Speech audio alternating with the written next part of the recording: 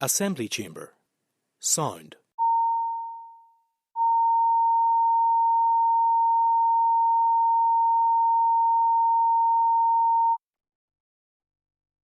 Assembly chamber. Sound.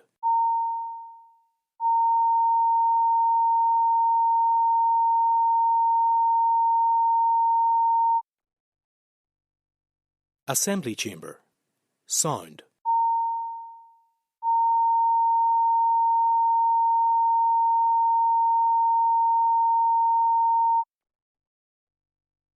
Assembly chamber. Sound.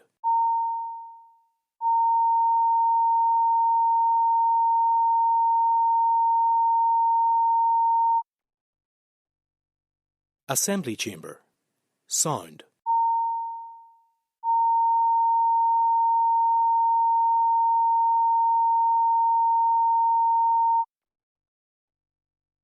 Assembly chamber. Sound.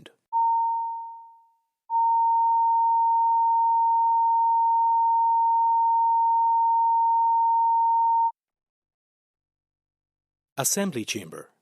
Sound.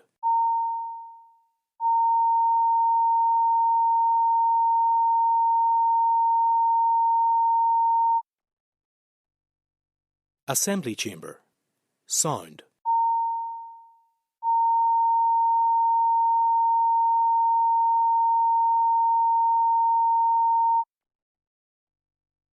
Assembly chamber. Sound.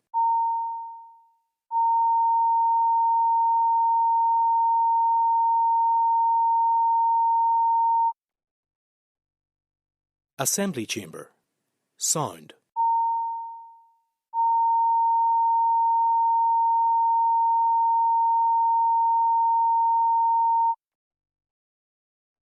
Assembly chamber. Sound.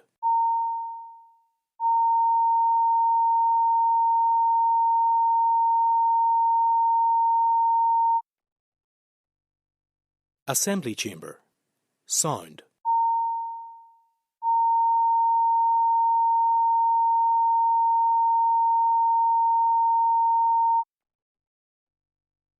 Assembly chamber. Sound.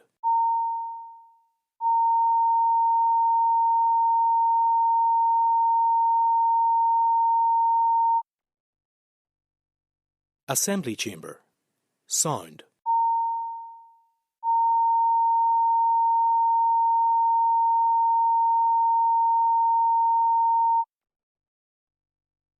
Assembly chamber. Sound.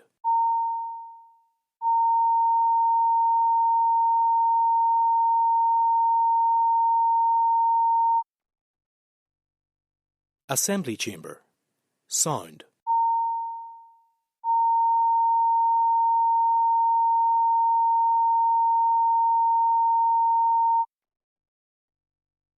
Assembly chamber. Sound.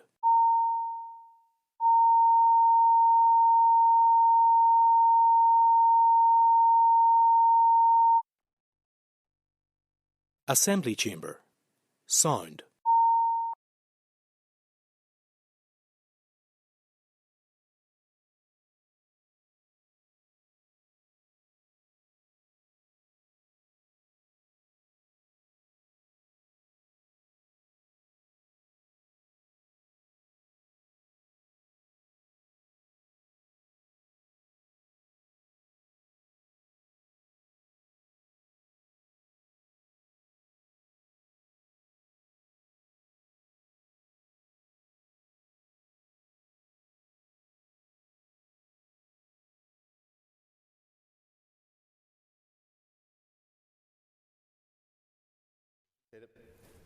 Before we start the business this morning, I want to deal with an issue. Members know on many occasions, both in this House and in correspondence to ministers, I've emphasised the conventions and rulings of this Assembly, which make clear that significant announcements should be made to the Assembly first.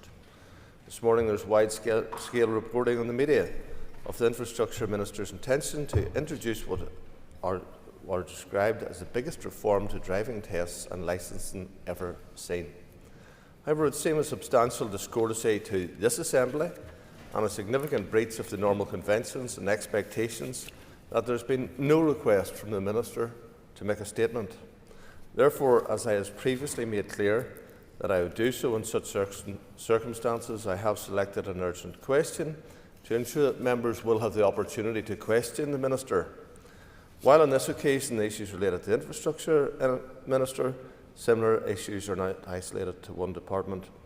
I received correspondence from the Communities Committee expressing concern about sharing of information with them by that department, and I ensured the Assembly had a specific opportunity yesterday to question that Minister on the report from the Commissioner for Standards.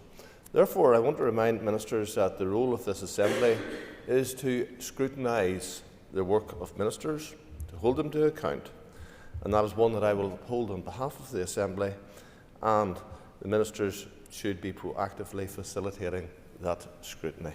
Let us move on to member statements. I call Cathy Mason. Cancorlia school leaders already wear many hats. They are educators, they are sometimes counsellors, they are carers and often managers. Now it seems they are expected to be weathermen and women too. We have seen amber and yellow weather warnings right across the north, particularly impacting the east. Firstly, fair play to the school leaders who had to make swift, difficult decisions this morning and yesterday to close their schools to protect pupils and staff. Those decisions were not easy, but they shouldn't have had to make them alone. Equally, we have to recognise that not every school could make that call as easily. Different locations, transport issues, staffing pressures and access routes all matter. And that's exactly the point. This inconsistency and confusion could have been avoided if the Education Authority had stepped up and shown leadership. Instead, responsibility was pushed aside, telling principals to assess conditions locally with no clear direction, limited information and no coordinated approach. That left parents constantly refreshing phones, unsure about childcare, work, or whether it was safe to send their children to school at all, especially families where children were in more than one school. This responsibility should never have landed on the shoulders of school leaders. It belongs with the Education Minister and the Education Authority. It was a complete abdication of responsibility. With proper planning, coordination with the Met Office and clear, timely decisions, this stress and uncertainty did not need to happen. Once again, when leadership was required from the Education Minister and the EA, it didn't come. The safety of pupils and staff must always come first. Stephen Dunn. Mr. Speaker, I rise today to highlight a real crisis on our roads network right across Northern Ireland. Our roads are in a shocking and dangerous condition right across the country in every corner, both rural and in urban areas.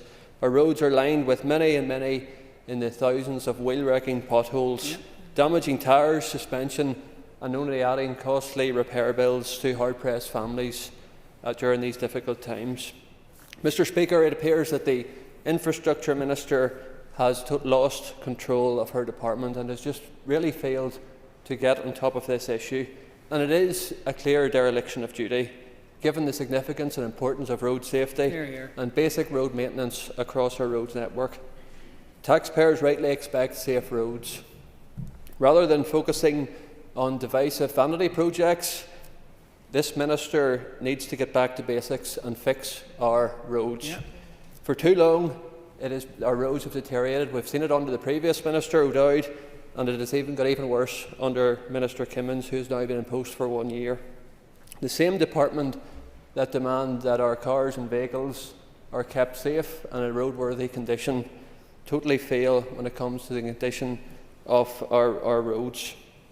This is a roads crisis, and people want urgent action and clear plan and decisive action to fix it. People rightly do not want compensation forms, they want safe roads. And the compensation forms are purely an admission of failure from this department and from this Minister. And I think there also needs to be a much greater balance too between often generously funded active travel schemes and basic road maintenance, which has been totally neglected over the last number of years. And it does also importantly undermine the road safety messaging coming from the department when our roads are in such a poor condition, and it does compromise that important message too when motorists and all road users are impacted and put at great risk from using the road, whether they're pedestrians, passengers, drivers and all vehicle users. The A2 in dual carriageway Bangor to Belfast, for example, in my own constituency, carries over 40,000 vehicles daily. A hard-working gentleman hit a pothole on Friday morning going to work, £450 damage repair bill. That's just one constituent, an example of how this department, the Infrastructure Department and the Infrastructure Minister, is failing our communities and taxpayers and residents right across Northern Ireland. It is time for the Minister to stop deflecting, stop the excuses and fix our roads. Thank you, Mr. Speaker. Andrew McMurray. Thank you, Mr. Speaker. Mr. Speaker, I rise to speak today on Holocaust Memorial Day. And I think back to a visit I took to Berlin in 2018, a city break with my wife. And I can't remember if it was something we had planned to do or planned to visit, or whether we just came across it as we were wandering through Berlin. But we found ourselves at the Memorial to Murdered Jews of Europe in Pariser Platz. And for those that haven't been, it's a collection of 2,711 columns. Every column is of the same dimensions, approximately 3 feet by 7 feet, but they range in height. They start off quite low, only 8 or 9 inches off the ground, so you start to wander and walk amongst them. Looking across, while they're still quite low, they don't seem to be of different heights as you look towards the centre. But there's a slight slope in the ground which drops you towards the centre. So you start to walk in, the columns get taller, and before you know it, the columns are 10 to 15 feet high and towering over you. Light struggles to get in. And while they're of a fairly uniform grid pattern, it feels so oppressive and like a maze to get out. And I've often reflected on that. The darkness, the feeling of oppression, unable to see a way out, either up, down, left or right. But I also think of that gentle slope that took me there, that gentle, unthinking walk that led me to the centre. Before I knew it, I was in the middle of it. Mr. Speaker, I also attended the Open Doors event last week, and it was moving, and I am lucky that I can attend my place of worship freely every week. I am lucky that my faith does not come with repressions that others have faced. Freedom from and freedom of religion are important pillars of our liberal democracy. And as we see the fractious world that we are living in, where seemingly obvious systems are being challenged, let us not forget the mistakes and horrors of our past. We also see an increase in Islamophobia and anti-Semitic behaviours across our society. So today on Holocaust Memorial Day, I remember those who were persecuted by virtue of their faith, cultural background, disability, sexuality. And I want to reaffirm that my desire to make physical and metaphorical structures that I may never use for those who need shelter in our society. Let us not ever find ourselves in the middle of those columns. Diana Armstrong. Thank you, Mr. Speaker. I wish to place on record my serious concerns regarding the decision by Fermanagh and Omagh District Council to establish what it calls an Irish Unity Working Group. Let me begin by acknowledging the basic facts. Yes, the decision was taken in accordance with the Council standing orders. Yes, the stated purpose of the group is to assess views on all issues relating to constitutional change. The real issue here is not how the group was created, but what it is now doing and how far it has drifted from any neutral or exploratory role. In a Council reported to the Policy and Resources Committee dated 20th of January 2026, reference is made to the Council commissioning research on the role of local government in preparing for a new Ireland. The same report refers to organising lectures, presentations and discussions on work already undertaken in relation to preparations for a new Ireland and constitutional change. And finally, it refers to arrangements being made to convene a political panel discussion on preparing for Irish unity. These are not neutral terms, they are not balanced formulations, and they do not describe an impartial assessment of competing constitutional futures. They describe active preparation for one specific outcome. There is no evidence that Council officers have at any point cautioned the working group about the shift in language or direction, or taken steps to ensure the Council remains within the bounds of political impartiality. If such evidence exists, I would of course be willing to consider it, but none has been presented to date. Local government has a clear responsibility to serve all ratepayers, regardless of constitutional aspiration. It must also avoid both the reality and the perception of political advocacy on matters of this kind. References to preparing, planning, or otherwise advancing a particular constitutional outcome raise serious questions about whether the Council is still meeting its duty of neutrality, not only as an MLA, but as a ratepayer in this district and listening to constituents. I am absolutely entitled to challenge what I regard as a clear example of local government overreach, the promotion or facilitation of a constitutional agenda funded by ratepayers falls well outside what many people would reasonably consider the remit of a district council. Councils exist to deliver services, manage local infrastructure, and improve the everyday lives of the communities they serve, not to involve themselves in constitutional engineering. This is not about shutting down debate, it is about maintaining clear institutional boundaries, and it is about good governance.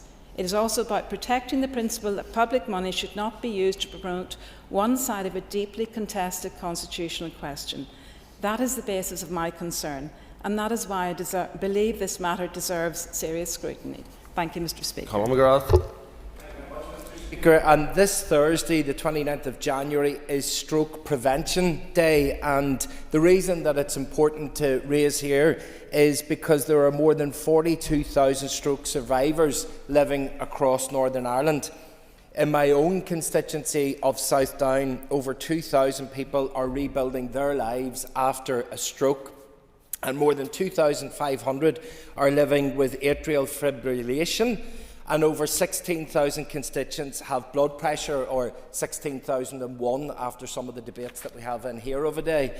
But they are one of the leading causes of stroke, and they are responsible for around half of all cases.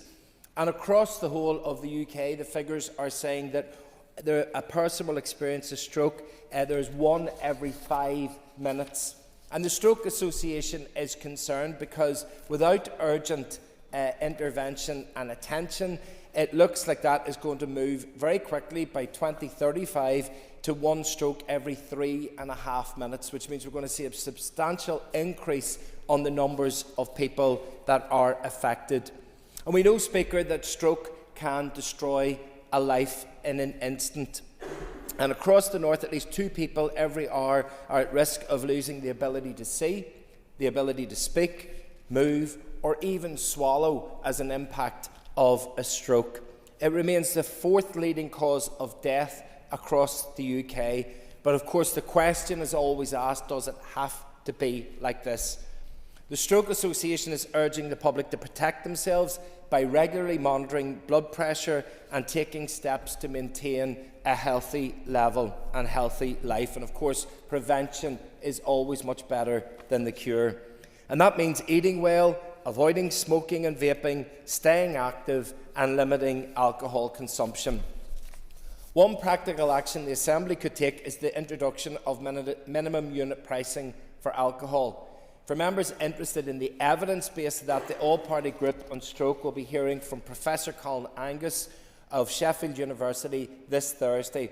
He is one of the UK's leading experts on modelling the effectiveness of the minimum unit pricing in Scotland, where it has been in place since 2018. We must also be clear about the wider implications. The societal cost of stroke is expected to rise sharply as incidents increase.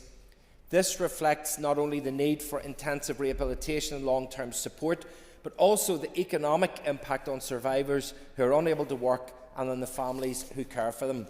So as we approach World Stroke Prevention Day on Thursday, let's commit to taking the necessary action to reduce the devastating impacts of a stroke. Thank you.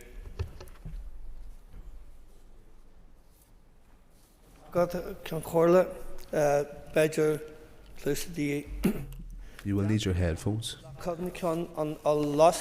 This week marks Holocaust Memorial Day.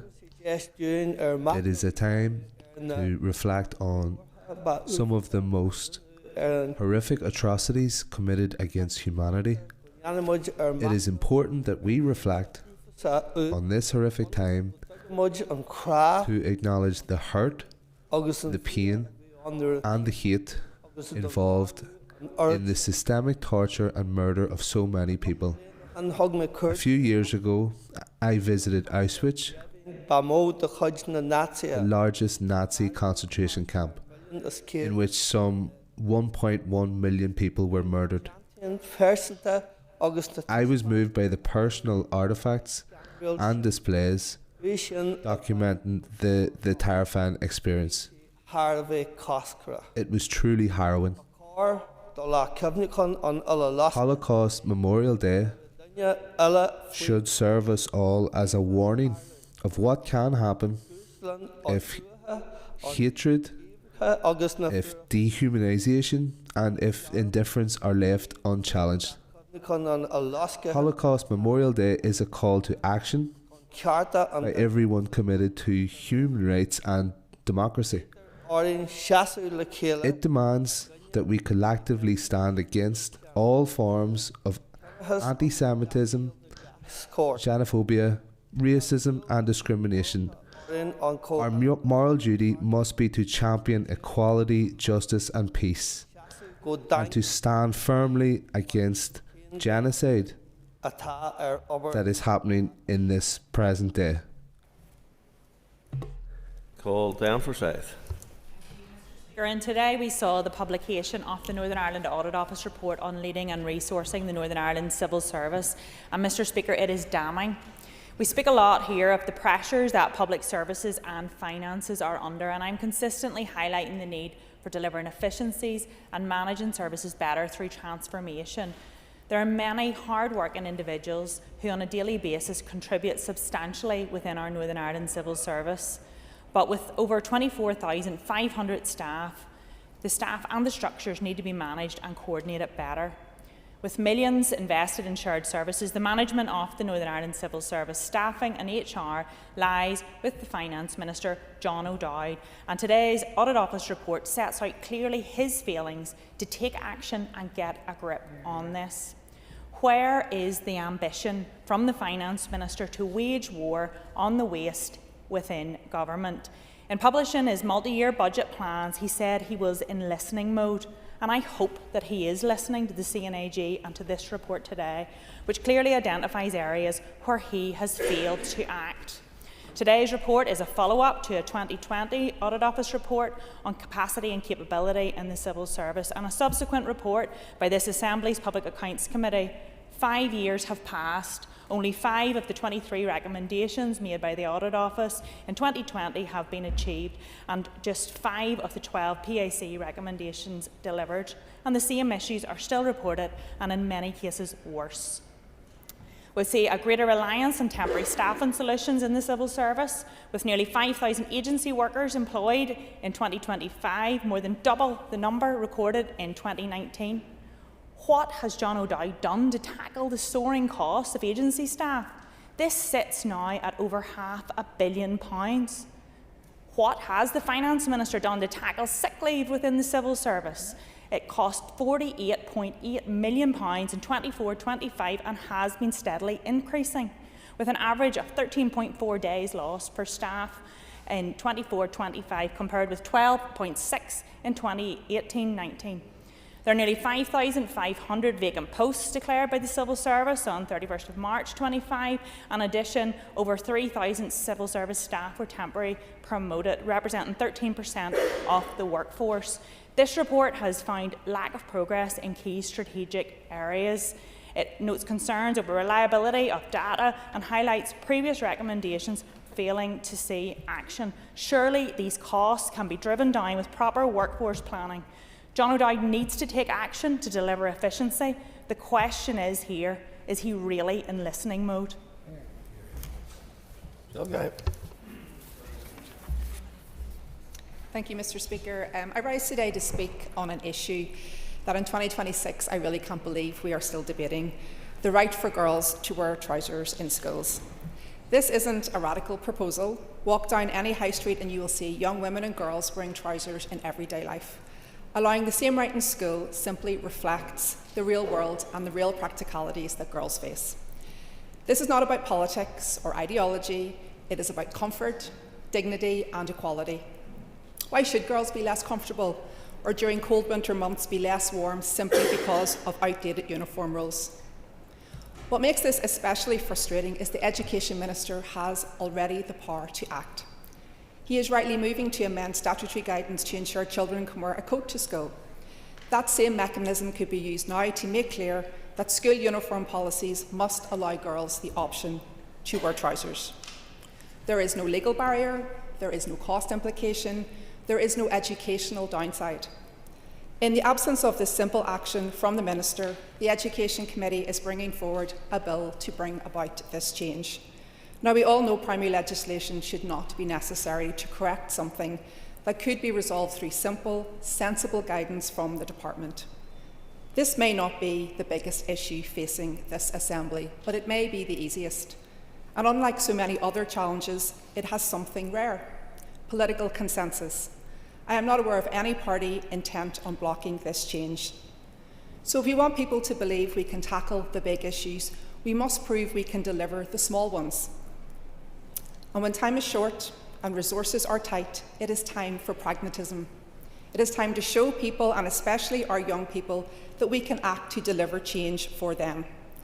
So I appeal sincerely to the Minister: make this change. Act now to save Assembly time, committee resources and public money. We have the Youth Assembly at the Education Committee this week to provide evidence on this issue. Minister, I hope you will listen to them. And if I and other members of this House can't persuade you to act, I hope that they can. Thank you, Mr. Speaker. And today marks Holocaust Memorial Day. This year's theme is Building Generations, and this evening people across the United Kingdom will take part in the Light the Darkness national moment at 8 p.m. We gather not only to honour the 6 million Jewish men, women and children who were systematically murdered, alongside millions of other innocent victims of Nazi persecution, but to confront the truth with the hatred which enabled the Holocaust. And that hatred did not end in 1945. The Holocaust did not happen overnight. It was a result of years of tolerated prejudice, escalating discrimination and widespread indifference. Step by step, words became actions, actions became atrocities. And history shows us with devastating clarity where unchecked hatred leads. That warning is deeply relevant today. Across Europe and here in the United Kingdom, anti-Semitism is rising at an alarming rate. Jewish communities face harassment, vandalism, intimidation and violence. Families are made to feel unsafe simply for who they are. Let us be absolutely clear, Mr. Speaker. Anti-Semitism has no place in our society. Not on our streets, not online, not in our institutions, and not in our political discourse. One of the most powerful lessons of the Holocaust is the cost of indifference. Silence in the face of rising anti-Semitism is not neutrality, it is failure. We must also recognise the power of words. The Nazi regime used propaganda to dehumanise Jewish people and normalise hatred. That same pattern is visible today. When conspiracy theories and online hate are allowed to spread unchecked, when language denies people their humanity, violence is never far behind. Education, of course, remains our strongest defence. And last Friday I attended a Holocaust memorial event hosted by the Monkstown Community Association on behalf of Antrim and Newton Abbey Borough Council. And it was deeply encouraging to see Hollybank Primary School P7 pupils leading the way in learning about the Holocaust and expressing their knowledge through art. We also heard powerful testimony from Melvin Goldberger, the son of a Holocaust survivor, reminding us why remembrance is essential. Today we honour the victims not only with remembrance but with resolve. Resolve to confront anti-Semitism wherever it appears, to defend our Jewish communities and to ensure that never again is a living commitment and not an empty phrase. Yeah. Thank you. Peter else. Thank you, Mr. Speaker. And in April 2024, I presented to you a petition signed by 4,500 people calling for the commissioning of ADHD services in Northern Ireland. I then pleaded with the previous Health Minister to meet with ADD&I to discuss the need for this service in Northern Ireland and the impact that it would have. I pleaded with the current Health Minister to meet with us as well. I'm pleased to say that we got that meeting in the Health Department when we made clear the urgent need for departmental intervention for those living with, and crucially potentially living with, the condition here in Northern Ireland. Our report was commissioned and we were told it would be finished by the end of the 2025 financial year, then the start of the summer, then by the end of the summer, then by Christmas. Now we're told it's finished and with health officials, but it still isn't published for anyone to review besides the department. Mr. Speaker, as chair of the all-party group on ADHD, we are being held back from doing all that we can to support the ADHD community here in the Northern Ireland Assembly. The report is already 20 years too late, and we cannot meet to discuss the findings because we still haven't even seen them. I urge the Health Minister to do the right thing, and I'm pleased that he's sat in front of me as I make this member statement. Please do the right thing and take that important first step in publishing this report to get change and justice for children, young people and adults alike across Northern Ireland. For too long, people living with the condition have struggled and lived in silence. The ADHD community is a positive, driven and proactive community, and we won't stop fighting for the justice they deserve in the face of removal of shared care arrangements, lengthy waiting lists for a diagnosis, and the impact that lack of support has on stress levels, self-medication, substance abuse and mental health issues. Thank you. John Buckley. One of the most important tasks of any economy minister around the world is to ensure that Northern Ireland, and indeed their prospective countries, is a welcome place for investment, is a welcome place for job creation, to ensure that our citizens have the best chance to thrive in any single sector.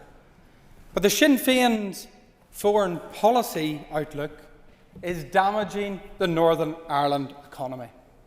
Who would have thought that aligning yourself with despot regimes, giving cover to global terror gangs, supporting hard-left communist posturing would be so unattractive to international investors? Just last week, at the Economy Committee, we had revealed that major US financial services firm Cantor Fitzgerald withdrew the offer of 300 jobs to Northern Ireland last year.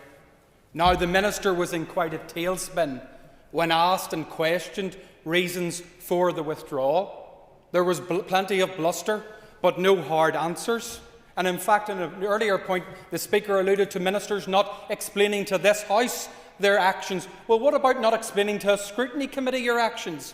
Because by the end of the following day, they had released the meeting note from the Minister at that meeting to the BBC, but still had not provided clarity to the very scrutiny committee for her actions. I've submitted further detailed scrutiny questions, FOIs, whatever it takes to get to the bottom of this question. Why did international jobs not come to Belfast? International jobs that are in Dublin, in London, but no to Belfast? But though we thought that maybe Sinn Féin would have learnt the lesson as to what global posturing means for international investment, and it would seem not. The Sinn Féin Economy Minister is not long home from a 15,000 tax-funded trip to China. She met with the Chinese People Association for Friendship with Foreign Countries. Now, it sounds very benign, members, but the very same organisation has been banned by the US government for interaction with their government organisations. Why? Because of espionage. But yet our Economy Minister is happy to toe up alongside these communist dictators who in their own country, and we don't hear anything about human rights abuse in this regard, a country that is organ harvesting from its citizens, putting its own minorities in forced labour camps, persecuting Christians. The double standards and hypocrisy knows no bounds. I feel that this is damaging to job investment, and be assured Sinn Féin will be held accountable. Jerry Carroll, make a couple of minutes, Mr. Carroll. How long, sorry? 2 minutes, thank you. Mr. Speaker, it's clear that the United States is a country steeped in violence and suppression from the get-go, and I think parties in this House would do well to remember that fact as they, especially unionist parties, clamour to celebrate everything red, white and blue this year. And what we've witnessed from its creation, but especially in the last few months from ICE, is nothing short of fascistic violence from the biggest army and superpower in the world. In recent days, we have witnessed ICE agents violently arrest a 4-year-old, Liam Ramos, and deport him and his family to Texas, a state they never wanted to go to. Just a few weeks ago, we had the execution of a mother, Renee Good, shot dead in cold blood for the world to see. And on Saturday, the world was witness to the killing, Mr. Speaker, of Alex Jeffrey Preddy. Who was he? Well, he was a nurse in a local hospital, a nurse in a veterans hospital, no less. It seems like in the US there's a Rodney King type moment every single week, with the state actually going further and executing people, and it's recorded. And attending a protest, which once again can be a death sentence for too many people in the United States. Alex Preddy intervened when he saw an ICE agent pepper spraying a woman in the face, and despite the lies projected by Trump and others, he had a phone. He was using a phone at this event, but still he was deemed worthy of execution by a trained armed operator. This action, this execution, was committed by somebody who was well trained and funded by the US government. So there's now major questions, Mr. Speaker, for the executive parties and the response they will take towards the US regime. Will they continue to go out of their way to have a cosy relationship with this corrupt and rogue regime? It was bad enough when the US invaded Venezuela and snatched their president for a show trial, and the threats towards Greenland. So it's now decision time for the executive and also the Taoiseach. Will they support this regime? Will they shun this regime? And I think the best chance to do that is to refuse to go to the White House on March 17th. Thank you. I received notice from the Minister of Health that he wishes to make a statement. Minister. Mr. Speaker, thank you very much. In compliance with Section 52 of the Northern Ireland Act 1998, I wish to make the following statement about the 27th North-South Ministerial Council Health and Food Safety Sectoral Meeting that was held in Armagh on Wednesday, the 14th of January 2026. I chaired the meeting and was joined by Junior Minister Aisling Riley, MLA, who attended as the accompanying minister. Jennifer Carroll McNeill, TD, Minister for Health, represented the Government of Ireland. This statement has been agreed with Junior Minister Riley, and I make it on behalf of both of us. I begin with health. The Council welcomed the cooperation of officials from the Northern Ireland Department of Health and the Department of Children, Disability and Equality in Ireland and the other relevant departments in the area of disability. Ministers noted the commitment of the Northern Ireland Department of Health and the Department of Children, Disability and Equality in Ireland to uphold the rights of people with disabilities, in line with the principles set out by the UN Convention on the Rights of Persons with Disabilities. Ministers agreed that officials should explore potential options for collaboration and knowledge exchange and provide an update at a future meeting. The Council then welcomed the progress made to date in implementing its work programme in the health sector and noted that both departments have identified additional areas which have potential for further development and collaboration between the health authorities in both jurisdictions.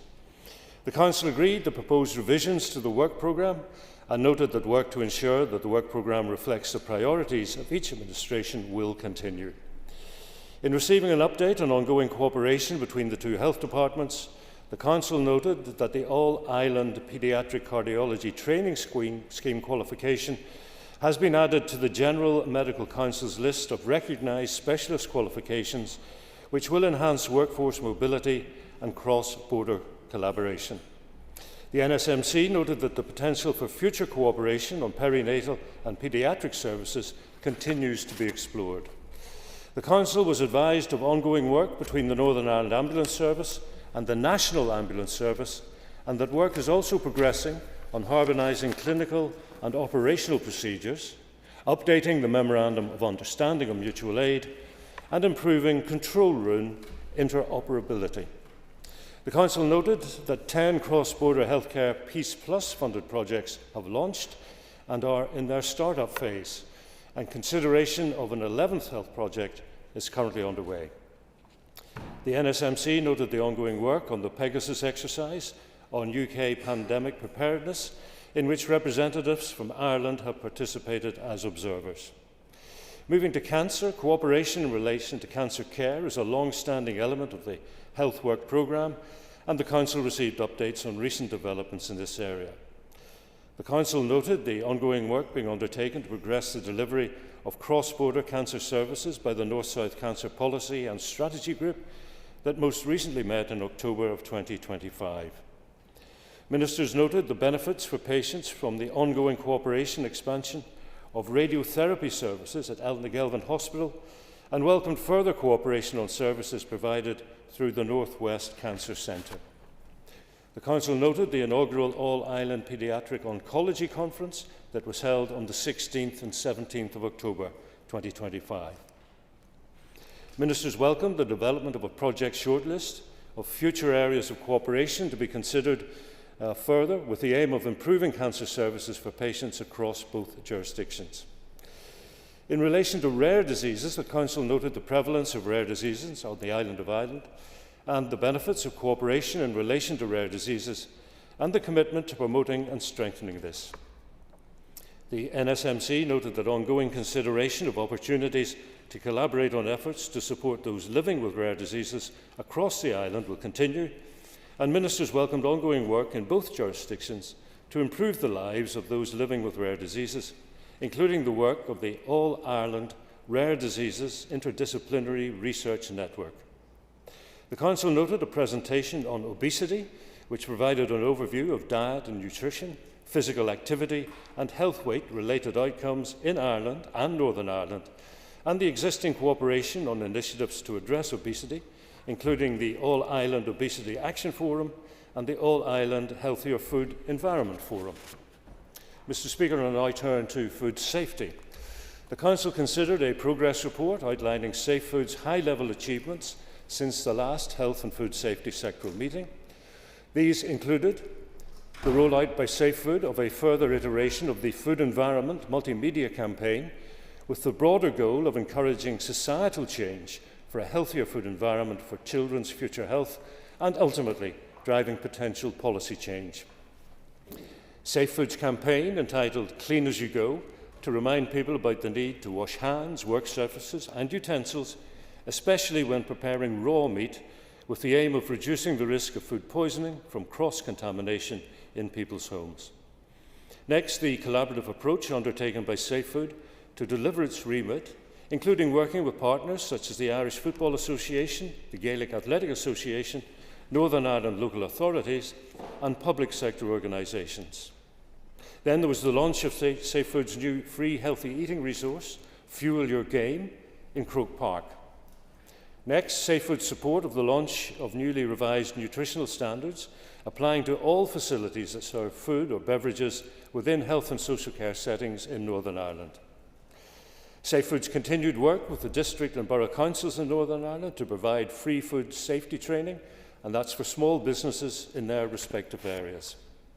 Penultimately, the ongoing rollout of the 2025-28 Community Food Initiatives Programme.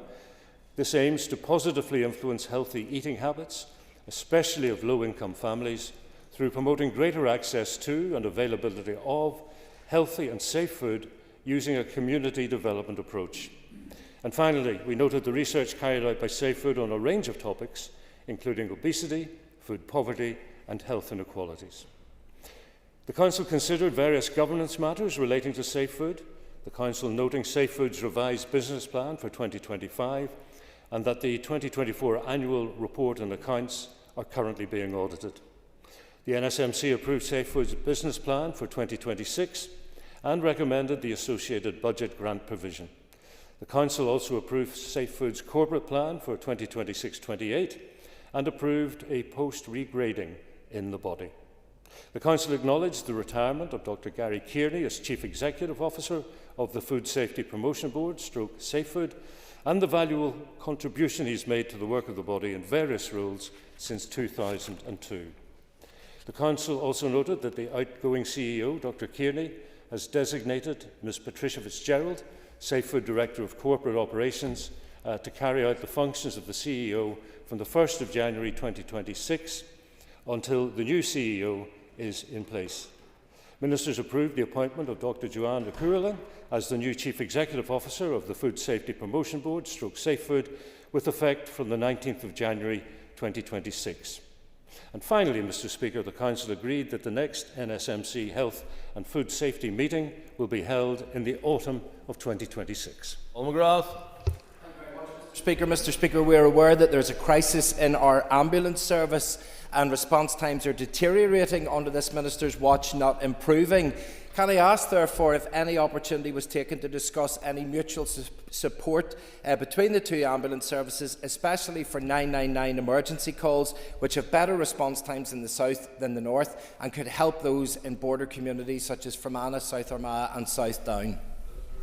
I can confirm there's ongoing cooperation between the Northern Ireland Ambulance Service and the National Ambulance Service. And I would just direct the member to ambulance handover times over these additional winter pressure periods, particularly in the Belfast Trust, where the target time of 2 hours was met more often than it was failed. Wigan. There's a lot of important issues covered in the statement and a lot to be welcomed. In particular, can I point to the All-Ireland Paediatric Cardiology Training Scheme now being GMC recognised. When I engage with all sectors within our health service, to a point, they're talking about training, recruitment and workforce being key issues affecting workforce and ultimately patient outcomes. So, Minister, can I ask how many trainees are expected to benefit from the cardiology training scheme, and if there are plans to expand similar all-island specialist training schemes into other clinical areas that we are currently facing workforce issues here in the north? I don't have that number available to me, but I will certainly write to the Minister once I've ascertained what that figure is. As a matter of principle, in terms of all-island training cooperation, yes, that is something that I am very keen to look at. Alan Robinson. Thank you, Mr Speaker. Minister, I can't speak high enough of the good work in the North West Cancer Centre, but could you detail to the House what plans there are to further expand services in the North West Cancer Centre?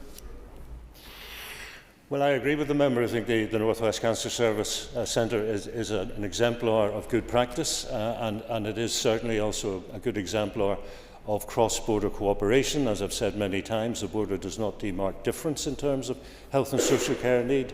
It actually highlights the fact that we have common goals, common purposes to treat common problems.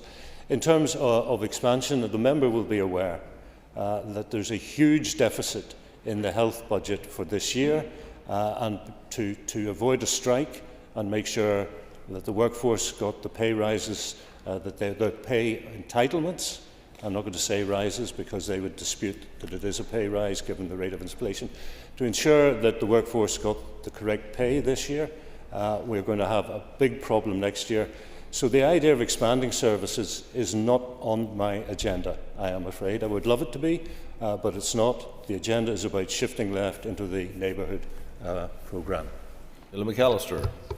I thank the Minister for his statement here this morning. Minister, we have talked many times about CAR-T therapy and how our patients in Northern Ireland can't access it here. We know that Dublin has said that they are unable to offer more patients in Northern Ireland that treatment, but did you have any further discussions about that at the NSMC meeting, or about any other life-saving cancer care and treatment cooperation between North and South?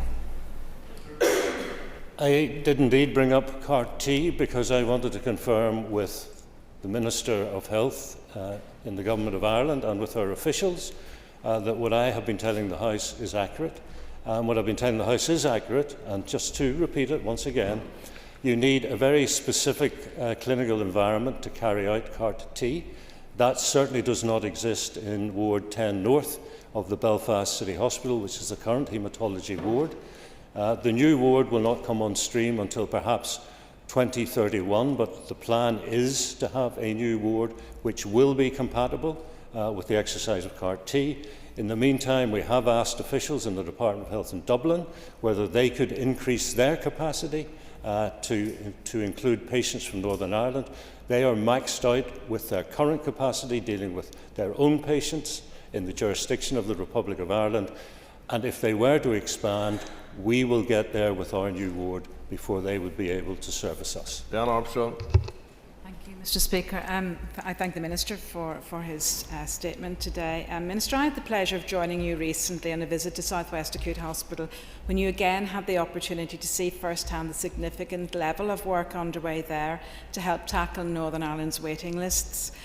Will you continue to engage with our southern counterpart to explore future opportunities for greater north-south cooperation to further sustain the hospital as a site with a very solid future ahead of it? In my first address to this House as Health Minister, one of the points I made was I had no political or ideological objection to sensible cross-border cooperation in health and social care. In fact, quite the opposite. So as a matter of principle, yes, I will always look at ways to expand cooperation. In terms of the South West Acute Hospital, the member will be aware that for a long time there were 2 uncommissioned theatres and wards, although one has now been commissioned and is being used extremely successfully in terms of orthopaedics, hips and joint replacement. Over 75% of people are going in, getting their new knee or their new hip and getting home the very same day. But there is more potential. And on that visit, the member will be aware that not only did we see magnificent things being done, we got the real sense from that workforce that we want to do more. Please let us do more, and I am keen to try and facilitate that. We need to stop putting an exclusive emphasis on the one thing that isn't happening in that hospital and start celebrating all the wonderful things that are happening in the South West Acute. Corley, and thank the Minister for your answers so far. Minister, I'm really happy to see in the paper and the statement the conversations that were had around children, both in death and in life. And I would just like to know if you can give us any update around the paediatric pathology services, that around the conversations in the meeting, but also around those rare diseases that you talk about. And I'm thinking specifically on an issue that I've been asking for a meeting with SPPG on, and that is around children with specific types of dwarfism. Well, yes, there was a discussion about paediatric pathology, and the issue has not budged. There's a global shortage of paediatric pathologists. So the situation that we have come to is that the 2 departments, the 2 authorities, are scoping out what they need for the 2 jurisdictions. And once we have done that, then we come together to see if it is possible to do an all-island solution. And it seems to me, given that global shortage of workforce, it is ambitious to try and get an all-island solution to this. To try and do 2 is really over-ambitious. So we're in that process, and it is taking time, but that's the way it is. In terms of rare diseases, yes, we had a theme of that. These are individually rare, of course, but collectively common, and they affect over 400,000 people on this island. And I think we have made good progress in implementing the Northern Ireland Rare Disease Action Plan, but there is more that can be done and will be done. We were exploring possibilities for collaboration, and most recently on a shared island proposal to establish an all-island metabolic network which would bring equitable care from robust services as close to home as clinically possible. So these conversations continue between officials. It's not as if it only comes up on the rare occasion when there's a sectoral meeting. Mr. Speaker, and thank you, Minister, for bringing a sense of reality to the House in relation to the capacity in the Republic of Ireland to deal with our problems. In paragraph 8, I say that you have identified additional areas for potential further development and collaboration. Could you outline what those additional areas are and whether there will be action in relation to them? Well, I think we're in the foothills of those discussions. There will be another sectoral meeting, or that is the plan. Either in the autumn or I would have thought at the very latest in early January, bearing in mind the Government of Ireland take over the presidency of the European Union on the 1st of June. That may shift their focus to some extent, but either way, before the end of our mandate there will be another sectoral meeting, and it is at that meeting when I expect officials to come and detail where those additional potential areas of cooperation are. There's nothing that I am in a position to say to the member, this is where I want us to go. Donny Donnelly. Thank you, Mr. Speaker, and thanks to the Minister for his statement today. We have heard many times about the potential for cross-border cooperation in health, so I think this is very positive. In your statement, you said that the Minister has noted the commitment of the Department of Health and the Department of Children, Disability and Equality in Ireland to uphold the rights of people with disabilities in line with the principles set out by the UN Convention on the Rights of Persons with Disabilities, the UNCRPD. Can you outline what specific commitments have been agreed and what practical changes people with disabilities will see as a result of this cooperation? Sure. Well, again, there were no specifics mentioned at the sectoral meeting, but I will certainly take that question away because, in fairness, it's very important, and come back to the member with something a bit more substantive. Ciara Ferguson. Cooperation and collaboration, obviously, in both research and treatment pathways for rare diseases offers clear benefits for people across the island, particularly given the population that we have here across the island. Minister, you have stated that there is a commitment to promoting and strengthening this work, and you did mention there about a metabolic exploration. Could you outline the practical actions currently being taken to support and advance this across the island? Thank you. Sure. Well, the member makes a very good point about population size because, as I said, these rare diseases may be individually rare, but collectively they're very common, with about 410,000 people on the island suffering from some sort of rare disease. So to be able to properly research and design proper and effective pathways, you always need a minimum population size, and there would be some of those rare diseases where neither Northern Ireland nor the population size of the Republic is big enough to crack it. But on an all-island basis, then we cross that line into what is possible. You know, in terms of what we're trying to achieve, I think that there are 4 principles that we're trying to adhere to: improving diagnosis, increasing awareness amongst healthcare professionals, enhancing the coordination of care, and boosting access to specialist services and treatments. Minister, as part of the ongoing work between the Northern Ireland Ambulance Service and the National Ambulance Service, was the issue of crews not being alerted to Category 2 calls within the last hour of their shift due to the ongoing action short of strike highlighted as a major concern? Have you any updates for this House on bringing the action short of strike to an end to ensure Category 2 calls are being assigned to crews within the last hour of their shift? There was not a specific discussion about the issue, which I know is very important to the member.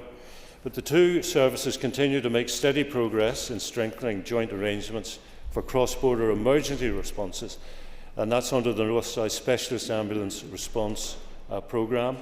Work is progressing on harmonising clinical and operational procedures, updating the Memorandum of Understanding on Mutual Aid, and improving control room interoperability. Justin McNulty. I was Karen Corley and thank the Minister for his statement. Although there is no specific reference to it in your statement, Minister, I welcome that CAR-T has been raised at the North-South Cancer Policy and Strategy Group on a number of occasions since Catherine Sherry's passing from blood cancer in May last year. Catherine's birthday would have been next week. Notwithstanding your previous answers, Minister, can you tell me what progress has been made on planning for the delivery of CAR-T in Belfast, not the business case for that, for the blood cancer units, and what progress has been made on the cross-border, from a cross-border perspective on CAR-T referenced to in the minutes of the October 25th meeting of the group? Well, I'm very sorry for the loss that the member refers to. As I have said previously, you need a very specific, clinically secure environment for CAR-T. Ward 10 North at Belfast City Hospital doesn't cut it. I have visited 10 North. Let me put it this way. If a visitor was coming and asked to see how well we look after patients, how good our facilities are in secondary care, you wouldn't take them to 10 North in Belfast City Hospital. So there will be a new haematology ward in Belfast City Hospital.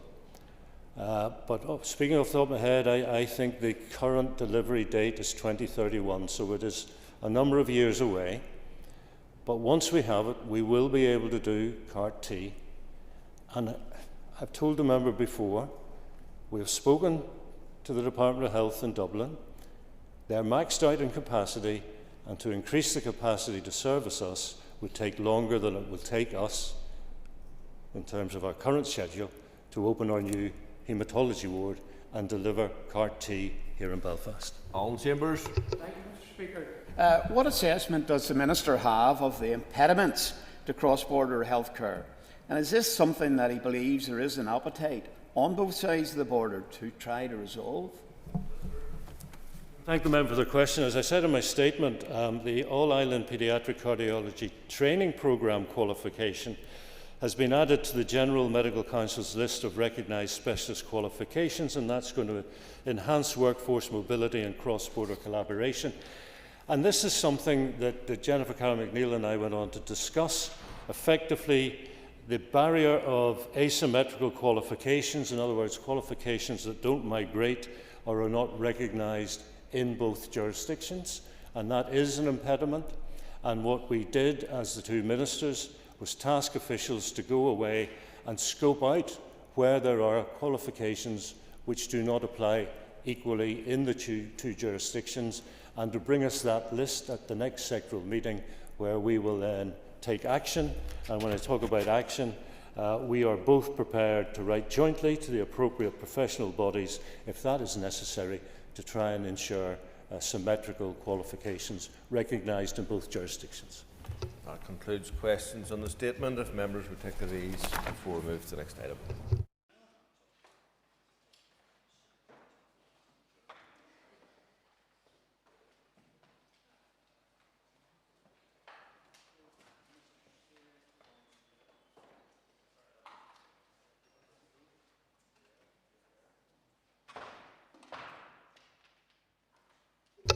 Ladies and gentlemen, the next item of business is a legislative consent motion for the Pension Schemes Bill. Clerk, could you please read the motion? That this Assembly agrees, in line with Section 87 of the Northern Ireland Act 1998, to the principle of the extension to Northern Ireland of the provisions of the Pension Schemes Bill relating to Clause 109 pre-97 indexation and Clause 116 paragraphs 4 and 5 funding of the Board of the Pension Protection Fund, which were introduced by way of Government Amendment on 3rd of December 2025. Thank you very much indeed. I call on the Minister for Communities to move the motion. I beg to move. Thank you. The Business Committee has agreed that there should be no time limit on this debate. I call the Minister for Communities to open the debate on the motion. Thank you, Mr Deputy Speaker. Following the introduction of additional measures to the Pension Schemes Bill, I am now seeking approval of a subsequent LCM to include provision for two of these amendment measures. The timeline for progressing the Westminster Bill presents several challenges for introducing corresponding measures through an executive bill.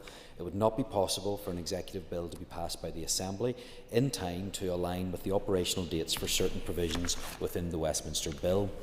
Given this delay would result in these provisions not being in place in Northern Ireland at the same time as the rest of the UK, I am bringing an LCM to extend the Westminster Bill to Northern Ireland for two new measures in addition to the 5 already agreed. The new provisions in the bill are the pre-97 indexation and the funding of the Board of the Pension Protection Fund. These measures were introduced subsequent to the Assembly vote on the LCM on the 18th of November and thus need to be agreed now. I will now give a brief overview of the two new provisions. Clause 109 relates to the pre-97 indexation of the Pension Protection Fund and Financial Assistance Scheme and will enable the payment of inflation increases, also known as indexation, on pension benefits for these compensation schemes accrued before April 1997. The measure will ensure that compensation from the Pension Protection Fund and the Financial Assistance Scheme on pensions built up before the 6th of April 1997 will now be linked to CPI inflation, capped at 2.5%, and apply prospectively for members whose schemes provided mandatory or statutory inflation increases on pre-97 pensions. This is a positive measure that will boost the incomes of those affected. Clause 1164 and 5 seeks to amend the Pensions Act 2004 to implement changes to the Pension Protection Fund and fraud compensation levies. Legislative consent is required to allow for the administrative expenses of the Pension Protection Fund and the Fraud Compensation Fund to be met by the reserves within the Pension Protection Fund and the Fraud Compensation Fund. The Pension Protection Fund and the Fraud Compensation Fund are UK-wide schemes. Therefore, it is essential that provision is made for Northern Ireland to be included. If it is agreed that clauses 109 and 116(4) and 5 of the bill should extend here, this will allow these important provisions to be enacted across the UK at the same time and will ensure that citizens of Northern Ireland benefit from the introduction of these provisions at the same time as the rest of the UK. While I seek to avoid using the LCM process where possible, it is sensible to secure the pension scheme benefits afforded by these provisions for Northern Ireland members by agreeing to an LCM in respect of the bill clauses listed. The intention is that a party bill will be brought before the Assembly for all relevant remaining clauses currently within the Westminster Bill. I am aware of the Assembly's role in considering legislation and in particular the Committee's scrutiny role. While Standing Order 42A(9) does not invoke the requirement of the Committee to report on subsequent LCMs, details on these amendment measures have been provided to the Committee for Communities, and officials will also provide additional briefing at the Committee meeting on the 29th of January. Whilst the preference would have been to conduct this briefing in advance of today's debate, time constraints connected to the progress of the Westminster Bill have not afforded a longer opportunity for consideration. Therefore, I beg to move. Thank you very much indeed, Minister. I call Colin Gildenew, Chair of the Committees Committee. Colin. Last Ceann Corlia, and thank the Minister for his remarks. I rise as chairperson of the Committee for Communities to contribute to the debate on the subsequent legislative consent motion regarding the Pensions Scheme Bill. Members will recall that in November 2025, the Assembly debated and provided consent for an initial legislative consent motion regarding this bill. At that time, the Committee for Communities had the opportunity to receive departmental briefings, seek written evidence from stakeholders and publish a comprehensive report supporting the extension of those specific provisions here in the North. However, Mr Speaker, the situation before us today is somewhat different. This subsequent motion has become necessary because, following our previous debate, the British Government introduced further amendments to the bill at report stage in the House of Commons on the 3rd of December 2025. These amendments introduced new provisions regarding pre-1997 indexation and the funding of the Board of the Pension Protection Fund, matters which are now part of the bill when the Assembly originally granted its consent. The Minister for Communities laid the legislative consent memorandum for these new provisions last Monday, 19th of January 2026. The Committee for Communities had the memo added to the pack for information only at its meeting last Thursday on the 22nd of January, but a briefing couldn't be offered before this week. However, as the order papers indicated, this debate was scheduled for today. The Committee has effectively had no opportunity to receive a departmental briefing, to call for evidence or to undertake any scrutiny of these specific measures in advance of the debate. And I suppose it would be useful to know when the addition was notified to the Department, because it's very clearly an issue where the Department may be receiving things late in the day from Westminster, and I think that's important that we seek to sort of tighten up on that if it's possible. And they should have that awareness that it has an impact here as well. So, consequently to that, I must inform the Assembly that the Committee was unable to reach a formal position on this specific motion. Therefore, whilst I cannot offer the Committee's endorsement based on evidence-based scrutiny, I can, for the benefit of members, place on the record the intent of these provisions as outlined in the memorandum provided, and the Minister has provided some detail on the issues in play. So, while the Committee has not scrutinised these specific clauses, we are familiar with the broader arguments regarding parity in pension legislation.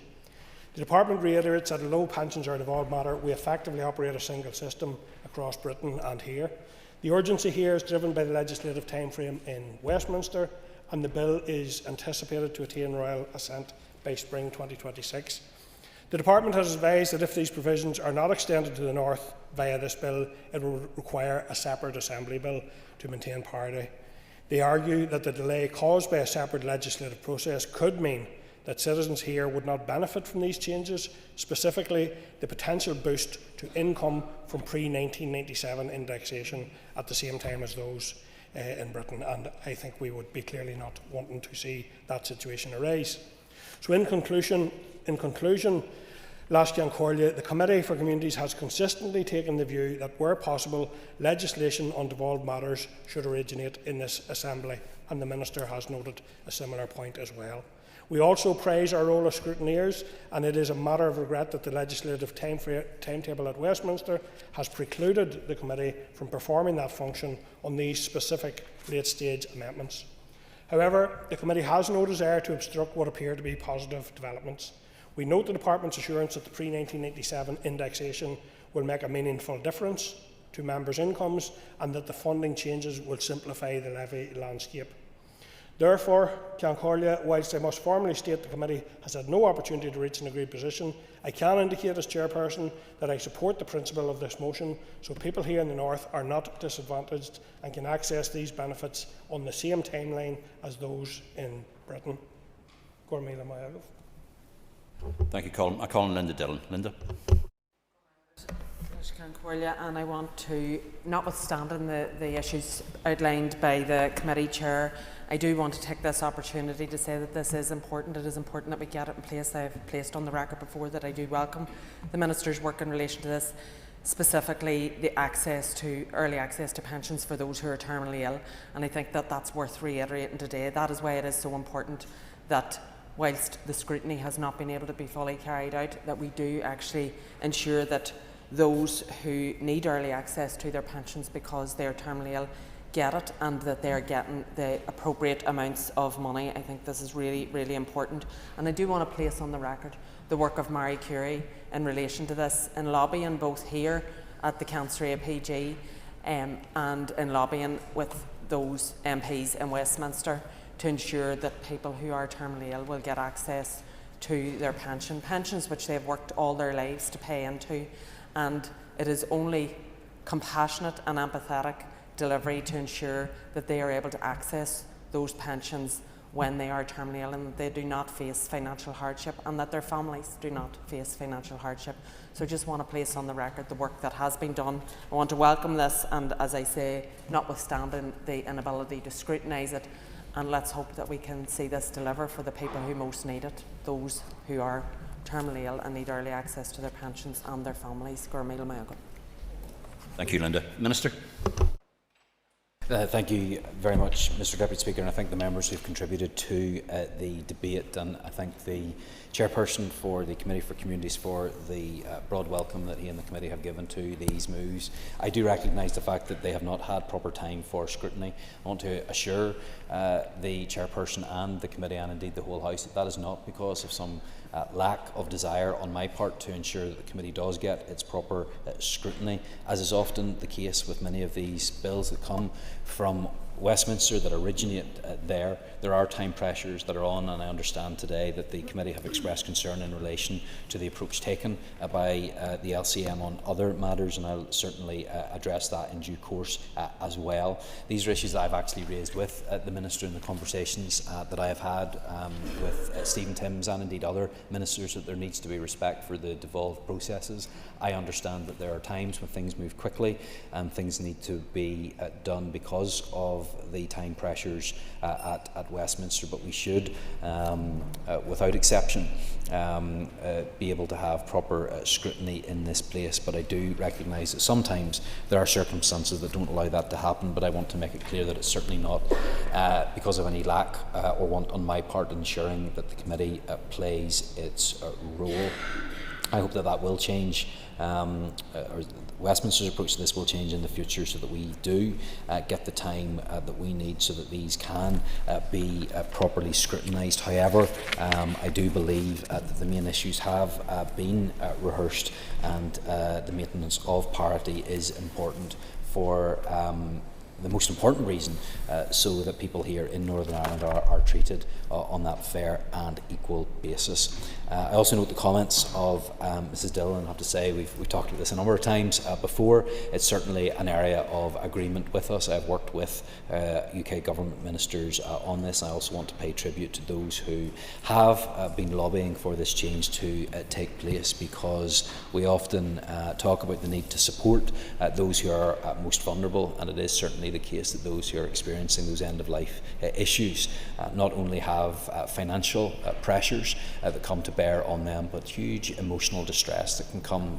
with that as well. And so we want to make sure that people are helped, and those that have paid into the system get the benefit from that for the period of time that they have left. So I thank her for continuing to raise this issue, and assure her of my commitment to ensuring that we do what we can here in Northern Ireland to deal with that. Those being all the comments that are that have been raised, Mr Deputy Speaker, I commend the motion to the Assembly.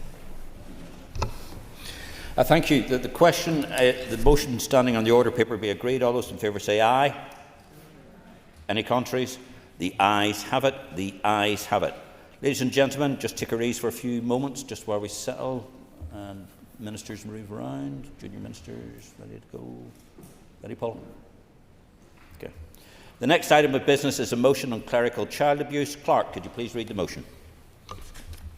That this Assembly notes that independent research findings and recommendations on clerical child abuse commissioned by the Executive Office were submitted to the First Minister and Deputy First Minister in July 2025, expresses concern at the lack of engagement with victims and survivors since that time, pays tribute to the Survivors Reference Group and other campaigners for their work in raising awareness and sharing personal details of abuse in faith-based settings, and calls on the First Minister and Deputy First Minister to publish the report with the findings and recommendations, set out a funded and time-bound response, and to state their position on the reported recommendation for the independent public inquiry. Thank you very much indeed. I call on Paula Bradshaw to move the motion. Paula. Thank you. The Business Committee has agreed to allow up to 1 hour 30 minutes for this debate. The proposer of the motion will have 10 minutes to propose and 10 minutes to wind. As an amendment has been selected and is published on the Marshall list, the Business Committee has agreed that 15 minutes will be added to the total time for the debate. Paula, please open the debate on the motion. Thank you, Deputy Speaker. I rise today to speak to what should be a straightforward and urgent matter: the long-awaited response from the Executive Office on the findings and recommendations of research into the deeply sensitive issue of clerical child sexual abuse, submitted by the Interdepartmental Working Group to the Department in July 2025. The research was substantial, comprising 3 independent projects commissioned by the Executive Office, a review of historical records, an oral history of victims and survivors' experiences and expectations, and an in-depth review of safeguarding policy and practice within faith-based organisations. It was designed to inform policy on how the Executive will address both the legacy of clerical abuse and the prevention of future abuse in faith-based settings. This work was shaped in a large part by the Survivors Reference Group, and I do want to acknowledge the courage and generosity of the time of the victims and survivors who participated. They did so at significant personal cost, because they believed that telling their stories would lead to accountability, justice and reform. The concern we in the Alliance Party have today is not about the quality of that work, it is about what has happened since, or more accurately, what has not. Throughout this mandate and beyond, members will know that I have consistently raised issues of institutional and clerical abuse in this Assembly and with departmental officials. I have done so on behalf of victims and survivors who shared their experiences with me directly, people who spoke with courage and openness in the hope of in so doing would lead to action. Listening to those experiences and hearing how abuse continues to shape their lives years or even decades later fundamentally changes how one understands delay and inaction. That is why the absence of visible progress since these reports were submitted to the Executive Office is so concerning. To understand why that delay matters so deeply, we also need to confront a more difficult question: how this abuse was allowed to remain happening unchecked, and why it is able to remain hidden for so long. The answer, uncomfortable as it is, speaks to power. Power held by institutions and individuals over young people and vulnerable adults. Power exercised in settings that were presented as places of safety, morality and care, where children were taught to trust authority and not to question it. These were trusting young children and teenagers and adults. Some were already isolated, already struggling, already seeking reassurance for belonging, who entered environments that they were told were safe. What they experienced instead was betrayal, often by people they were encouraged to trust. And because that betrayal came with authority, many didn't have the confidence to speak up. And when some did speak up, they were dismissed or silenced. That dynamic of silence, power and fear is a central reason this abuse remained hidden for so long. Survivors speak of two harms: the abuse itself and the decades of silence and institutional indifference that followed. That is why the responsibility now rests so heavily on this Assembly and the Executive Office to act with urgency. That frustration has been articulated powerfully by survivors themselves. Nicola Holmes, who contributed to the research, has said that survivors came forward to relive the most horrible thing that happened in their lives, hoping they would make a change and make things better. But it now seems that we are being ignored. Those words should give us all pause for thought. It is also important to make clear that this abuse was not and is not confined to one denomination nor one faith. The institutions differed, the perpetrators differed, but the victims did not. The same pattern unfortunately emerged across many different faith-based settings and in different forms of abuse that we in this Assembly know far too well. Whether it's the children who were put into the children's homes and the historical institutional abuse, or the vulnerable mothers, pregnant women who were put into mother and baby institutions, migrant laundries and sometimes workhouses. For victims and survivors, the harm does not end when the abuse ends. It follows them into adulthood, shaping relationships, mental and physical health, and the sense of safety in the world. Delays like this reopen wounds, re-traumatise and force survivors to sit once again with uncertainty, waiting for acknowledgement that what they endured mattered and was wrong. When it first became clear last summer that Little Movement had followed the submission of this research, I publicly expressed concern about the lack of progress and the need for timely engagement with victims and survivors, and unfortunately these concerns remain. In recent months, I have raised the issue at the Committee for the Executive Office with departmental officials, and I have tabled a series of written questions seeking clarity on whether these reports will be published, whether an action plan is being developed, and whether funding has been identified and a clear timeline for delivery. The responses have followed a similar pattern. We were told that the findings were being carefully considered, that no decisions had yet been taken, and that officials remain committed to keeping victims and survivors informed. The difficulty is that survivors do not feel informed, and I know that all MLAs in this chamber received a letter at the start of the year outlining their concern in this, and they have felt that they are being left waiting. This is not victim-centred, and this is not trauma-informed practice, and we use these terms very freely right across our public services. But when communication is not forthcoming, and when that communication line is flat, victims will once again feel that they're being silenced. It should not take the tabling of a motion in this chamber for action to follow. And I am aware that an email was received by campaigners last night at 6:32 p.m. from the private office offering a meeting with junior ministers. And I do welcome that, and I'm not going to be churlish around that. But people in this chamber need to know that that request for a meeting was submitted on the 19th of November. And survivors were encouraged to engage in this process in good faith, and these delays in responding severely risk undermining the trust on which this whole process depends. Victims and survivors understand complexity. They accept that serious findings and recommendations do take time to consider. What they find very difficult to understand, and rightly so, is why requests for information or meetings go unanswered, and why engagement so often follows only when political pressure is applied. As Anthony Gribben of the Dromore Group has said, it really is time for decision makers in Stormont to grasp the nettle, to make bold policy decisions that will stamp out clerical sexual abuse once and for all. This is not a time for haste, this is a time for political leadership. Complexity cannot excuse a lack of communication with the very people this work is meant to support, particularly where sensitivity and survivor well-being must come first. I'll move on in the interest of time, Mr Deputy Speaker. I just want to pick up on a point that was raised with MLAs, I think, this morning from Patrick Corrigan of Amnesty International. He sent an email. He said that ongoing abuse crises within local churches and faith organisations underlines why this cannot be treated as merely an historic issue. And I do want to impress upon that. This is different. I've outlined already historical use of children in the homes and also mother baby institutions. But we know from the stories that are coming forward and the inquiries going on in some churches that this remains today, and it is a current safeguarding issue in some places. This motion does not ask ministers to preempt outcomes. It asks for action, transparency and accountability. The publication of publicly funded reports should be forthcoming shortly. A clear and funded response to the recommendations and clarity on the Executive Office's position on the recommendation for an independent public inquiry, all of which are essential if trust is to be rebuilt.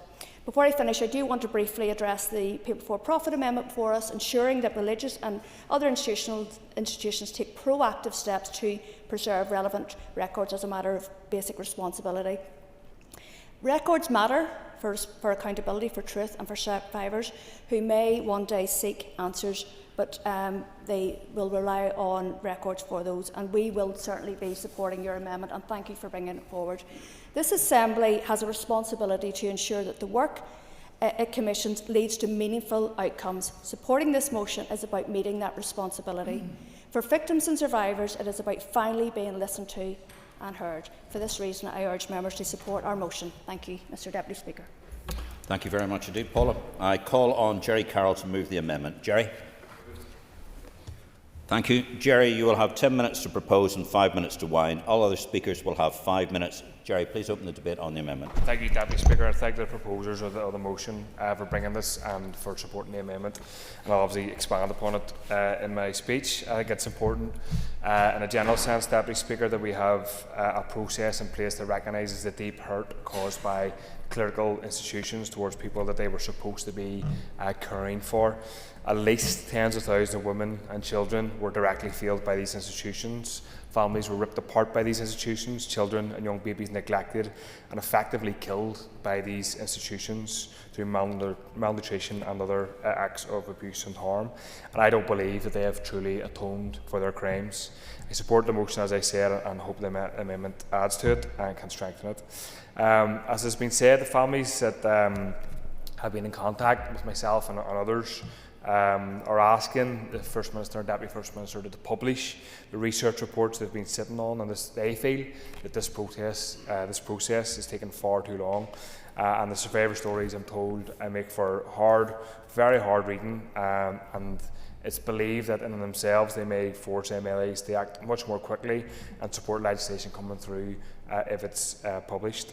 There's also a concern that the First Minister and the Deputy First Minister have failed to act in meeting victims since the report were commissioned in July, and some were asking whether the reports have been read at all. And I note, as the proposal and motion did, a letter was sent out late last night, and it's not for me to comment on it, bar just to say, I suppose, people being bounced into action by the motion, and that's maybe a fair play to the proposers of the motion.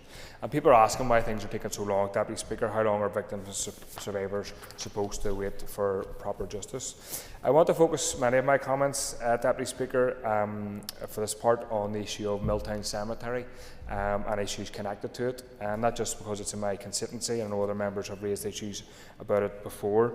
And not just because people have came to me about it with huge concerns that I'll detail in a second, but because it provides for me a snapshot of the scale of the abuse that took place over many decades and outstanding issues for victims and survivors, which are replicated, I'd imagine, across other places. Some of the information has already been publicly aired through media stories and through representation of victims and survivors and others in Stormont committees, but I feel they need to be properly heard today and other issues added to them. It's clear that the religious institutions, in full support, Deputy Speaker, of the state, failed the mothers and babies when they were alive. However, what's not focused on as much in this debate generally is how they've been failed also in death. It's been documented already that in places like Milltown, Toome in the south and other places. Sure.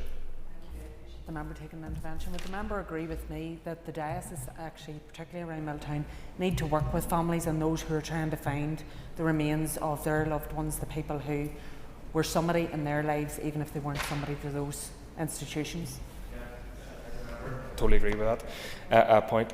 I think there is a particular concern, going back to Milltown, that there are mass graves under landfill. Bodies have been actually moved around because of unmarked burials. Some documentation, as I understand, exists, but also there's unmarked burials as well. Burials took place in the poor ground land from 1937 up until the 1990s. Adults, children and thousands of infants are there. And once the land was filled with burials, Milltown was due to close in, I think it was May 1980, Deputy Speaker. Various articles at the time reported on this because there's no space to bury people, but this didn't happen, and some of the land was used by the Diocese of Down O'Connor for landfill. Money was taken from skip companies and construction companies, and receipts do exist, but it's not clear where the dumping of the land and likely body parts went with them. So I'm calling on the Executive Office to ensure that these documents are hunted down, they're analysed and they're protected and they're secured.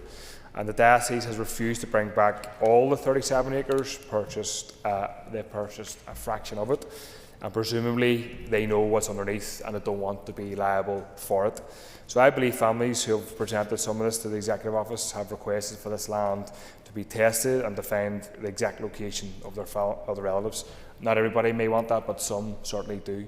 And as I understand it, there are records available for at least 11,000 people buried on this land in the cemetery, Deputy Speaker, most of whom are infants from Belfast hospitals, mother and baby homes, children's homes, workhouses, Catholic institutions, plus private addresses of some of the most poorest in communities. Yes, sure. The member for giving way. Does the member agree that for survivors, victims, wives, husbands, children and families of clerical abuse at the hands of monsters such as Paul Dunleavy and Malachy Finnegan, time is running out? For the First Minister and Deputy First Minister to sit on their hands and not make a decision on the recommendations of this courageous report, it's adding to the trauma and heartbreak of victims and their families that they endure and they continue to endure. I would agree with the member in terms of time is running out and the lack of speediness, to put it mildly, from the Executive Office. Yeah, I totally agree with that. So like I said, turning back to my comments, Deputy Speaker, there's 11,000 records available of babies and infants buried in the Milltown site, but it's believed there's many, many more. Either records exist or they're being destroyed, or I don't know what's happening with it, but work needs to be done to secure those records. And obviously, primarily, I'm sure like most others in this House, I'm concerned for the victims and the families of people who need those answers and that justice. But also, I think people in my constituency and beyond, because many people beyond West Belfast are obviously buried in Milltown, may not know that their loved ones are buried, or who's buried beneath them, or in some cases in the same grave as them, which is quite important, especially to people who take religious burials as an important issue to them, which they are to many right across our society. And there are graves that are still being sold now that could well contain the bodies of large numbers of infants, and I think there's too much secrecy from the diocese and the Catholic Church around this. So reports and documentation are extremely important, as has been mentioned by the mover of the motion, and I think the Executive Office needs to do everything possible to protect them, and I'm keen to hear from the junior ministers what's being done already by them and the TO to protect these and seek these records already. Not only to ensure that the true scale of abuse and neglect is chartered, not just to ensure people who are entitled to compensation, a Deputy Speaker, get it, but also to ensure that those who are seeking and do want, and I appreciate not everybody will, but some will and do want information about loved ones and what happened to them, get that information that they want, and they should be it should be readily available to them. And there are still women alive today who went through these institutions and had babies removed from them in all sorts of horrible circumstances. They deserve some semblance of truth and justice, and they deserve answers as well, Deputy Speaker. And I've sent some assembly questions to the Health Minister seeking confirmation, but also it's my understanding that most hospitals across the north, or certainly in Belfast at least, had grave plots in Milltown, and these were sold back to the Diocese of Down O'Connor in 1884. And organ theft took place. I understand some organs have been returned, but this practice was pretty widespread. And the British Government, Deputy Speaker, had an anatomy inspector at the time who went round the homes and institutions and secured the bodies without any consent of family members. So what documentation exists about this? This is quite obviously horrible and gruesome, but also very serious stuff. And what has the Health Minister sought out? What has the TEO done about this? What communication have they had with the British Government? So I think there is a willingness across the board, Deputy Speaker, to get recommendations enacted upon by a cross-departmental group. But my own fear with all things cross-departmental is this the move at a snail's pace, and victims need and deserve a public inquiry with an action plan and a multi-annual budget commitment, and time is of the essence. And as I understand, there may also be an issue, and I'm keen to hear Minister's response to this. When people die and get buried in council cemeteries, the council registrar obviously issues a funeral card and documentation, and it's kept in City Council archives. But the state, certainly historically, allowed the Catholic Church to have their own records. My understanding is it's called a green form, and this paperwork is the authority to bury the body. So again, what work has TEO done to secure this?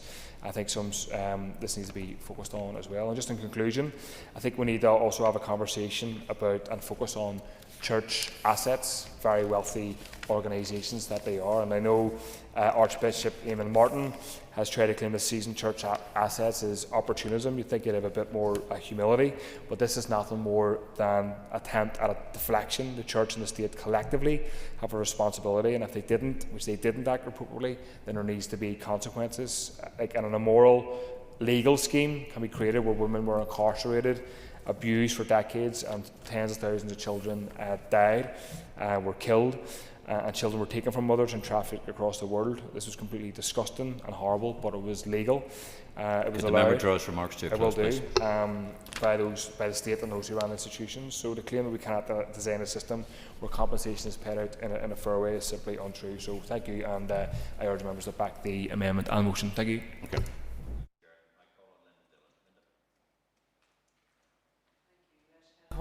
First and foremost, I think we should place on the record that our thoughts are with all of the victims and survivors of clerical abuse. The abuse itself was a profound betrayal, but for many the harm was compounded by silence, denial and institutional failure over many years. Those responsible occupied positions of authority and trust and used that power to shield themselves from scrutiny, as we so often see that those who are abusers are in positions of trust. That is how they get to abuse. That is how they get access to those who they abuse. This motion is not about institutions protecting their reputations. It is about people.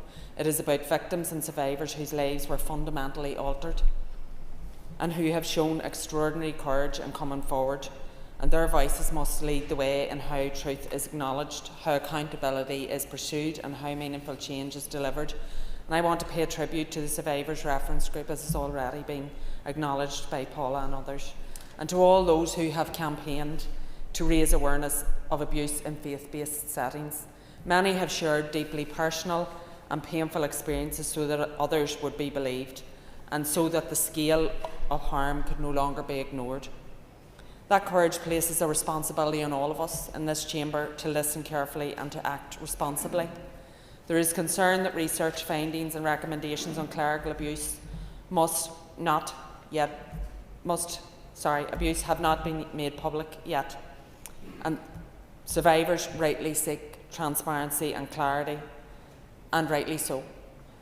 At that same time, it is essential that we get it right, and I do note that the proposer of the motion said that this is not about haste, it is about getting it right, and I appreciate that. It is essential that we get it right. Engagement and communication must be prioritised, and I absolutely acknowledge that that must be continuous, it must be respectful, and it must be shaped by lived experience, not limited or sporadic. And any next steps must be taken carefully, ethically, and with the well-being of survivors at the forefront.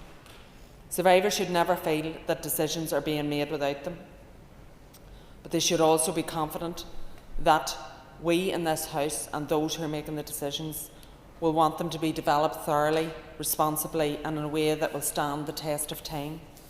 Access to records, as has been outlined in the amendment, is a central issue for many victims and survivors, and I absolutely support that amendment.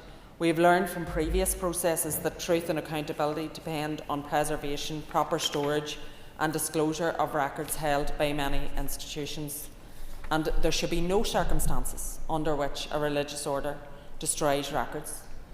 Religious and other organisations should take proactive steps now to ensure that relevant records are not only not destroyed but are protected and made accessible to those seeking information about their own experiences.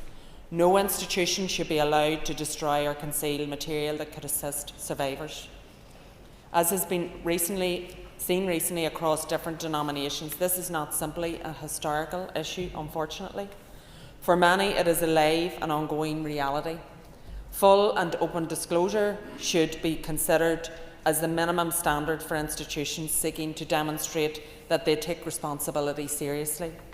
It is also essential that allegations of abuse continue to be investigated thoroughly and sensitively, and that victims and survivors who wish to pursue justice through the courts are supported to do so in a compassionate and trauma-informed way, and that should stand within policing. As a police board member, I declare an interest. They should absolutely be supported through that process and whatever support is required. Finally, while addressing the legacy of clerical abuse, it is vital that we also ensure that the conditions that allowed such abuse to occur are never repeated. And I have some concerns in this regard because we still hear the narrative around, the abusers are strange people, they're people who you can't trust. He's a nice guy, he's a lovely guy, I know him, he's my brother, he's my friend. That is how abusers get access. They are charmers, they are nice people. That's how they get access to our children, to our young people, to our vulnerable adults. So we need to ensure that that narrative changes, that we understand these abusers are amongst us. They are the people we know and sometimes the people we love. We need to stop talking about them as though they are some strange beings from another place. They are not. Victims and survivors have shown leadership through their resilience and determination. Our responsibility is to ensure that their voices remain at the centre of this work. Linda, the can you truth draw is your not remarks to a delayed close? or denied, and that they are believed, and all abused victims are believed. Cameron, Pam. Speaker, and at the outset I want to make clear our party supports both the motion and the amendment before the House today. It is incredibly important that those records are preserved, so we are content as a DUP to actually support the amendment as well.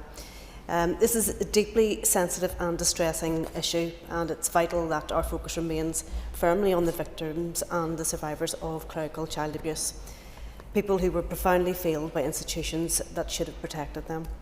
I'm very grateful to have had the opportunity to engage with victims and survivors within my previous role as Junior Minister in the Executive Office, and I recognise the courage taken to stand up and speak out about what is often the unspeakable experiences that too many have endured. For many survivors, the harm did not end when the abuse ended. It was compounded by years of silence, denial and the lack of accountability. That lasting trauma must be recognised honestly in this chamber. The 3 independent research projects commissioned by the Executive Office marked an important step forward, and they examined how institutions responded to allegations, recorded the lived experiences and expectations of victims and survivors, and reviewed safeguarding policies within faith organisations. I want to place on record, Mr Deputy Speaker, my sincere gratitude to the victims and survivors who took part. Coming forward to share deeply personal experiences of abuse takes immense courage, and no one should underestimate the emotional toll that process involves. I also want to pay tribute to the Survivors Reference Group and other campaigners whose persistence and determination ensured that these voices were heard and that this issue could not be ignored or quietly set aside. However, while this work has been completed, victims and survivors deserve clarity about what happens next. They deserve transparency, consistent engagement and confidence that their experiences are shaping outcomes. Let me be clear, Mr Deputy Speaker, this is not about delaying action, nor is it about avoiding difficult decisions. It is imperative the next steps are the right steps, and our collective response must be victim-centred and trauma-informed. The focus must be on getting this right and not on creating quick headlines. The recommendations now under consideration will no doubt raise serious and complex questions, including around scope, access to records, cost and, crucially, the impact on victims and survivors themselves. This is particularly true in relation to the question of a public inquiry, which is a decision that should never be taken lightly. But equally, victims must not feel forgotten while deliberations continue. Ongoing communication and meaningful engagement are essential, and survivors must be kept informed throughout this process. This issue should never be politicised. I believe members across this House recognise the responsibility that we carry. In supporting both the motion and the amendment today, our objective is clear: to ensure that the response delivers truth, accountability and meaningful outcomes for victims and survivors. Victims and survivors, we all know, have waited long enough and they deserve nothing less. Thank you, Mr Deputy Speaker. Thank you, Pam. I call on Robbie Butler. Robbie. Thank you, Mr Deputy Speaker. This debate must begin and end with victims and survivors of clerical child abuse at the centre, and with their families who have carried the weight of that abuse for decades.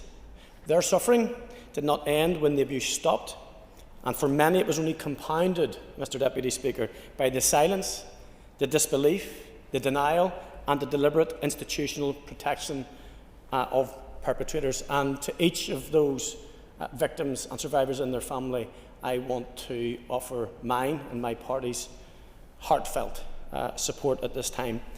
In 2019, Mr Deputy Speaker, you will remember that the Pope paid a visit to the Republic of Ireland, and I attended as the only unionist representative at that time, and I come under the microscope for a number of people. But one of the overriding reasons that I went that day was in the hope that the Pope of that time would have brought a sincere, heartfelt apology, but more than that, that at that time he would have outlined what that church was going to do to redress the balance and imbalance of evidence, and that didn't happen in 2019, and sadly a lot of those families and victims still feel without justice.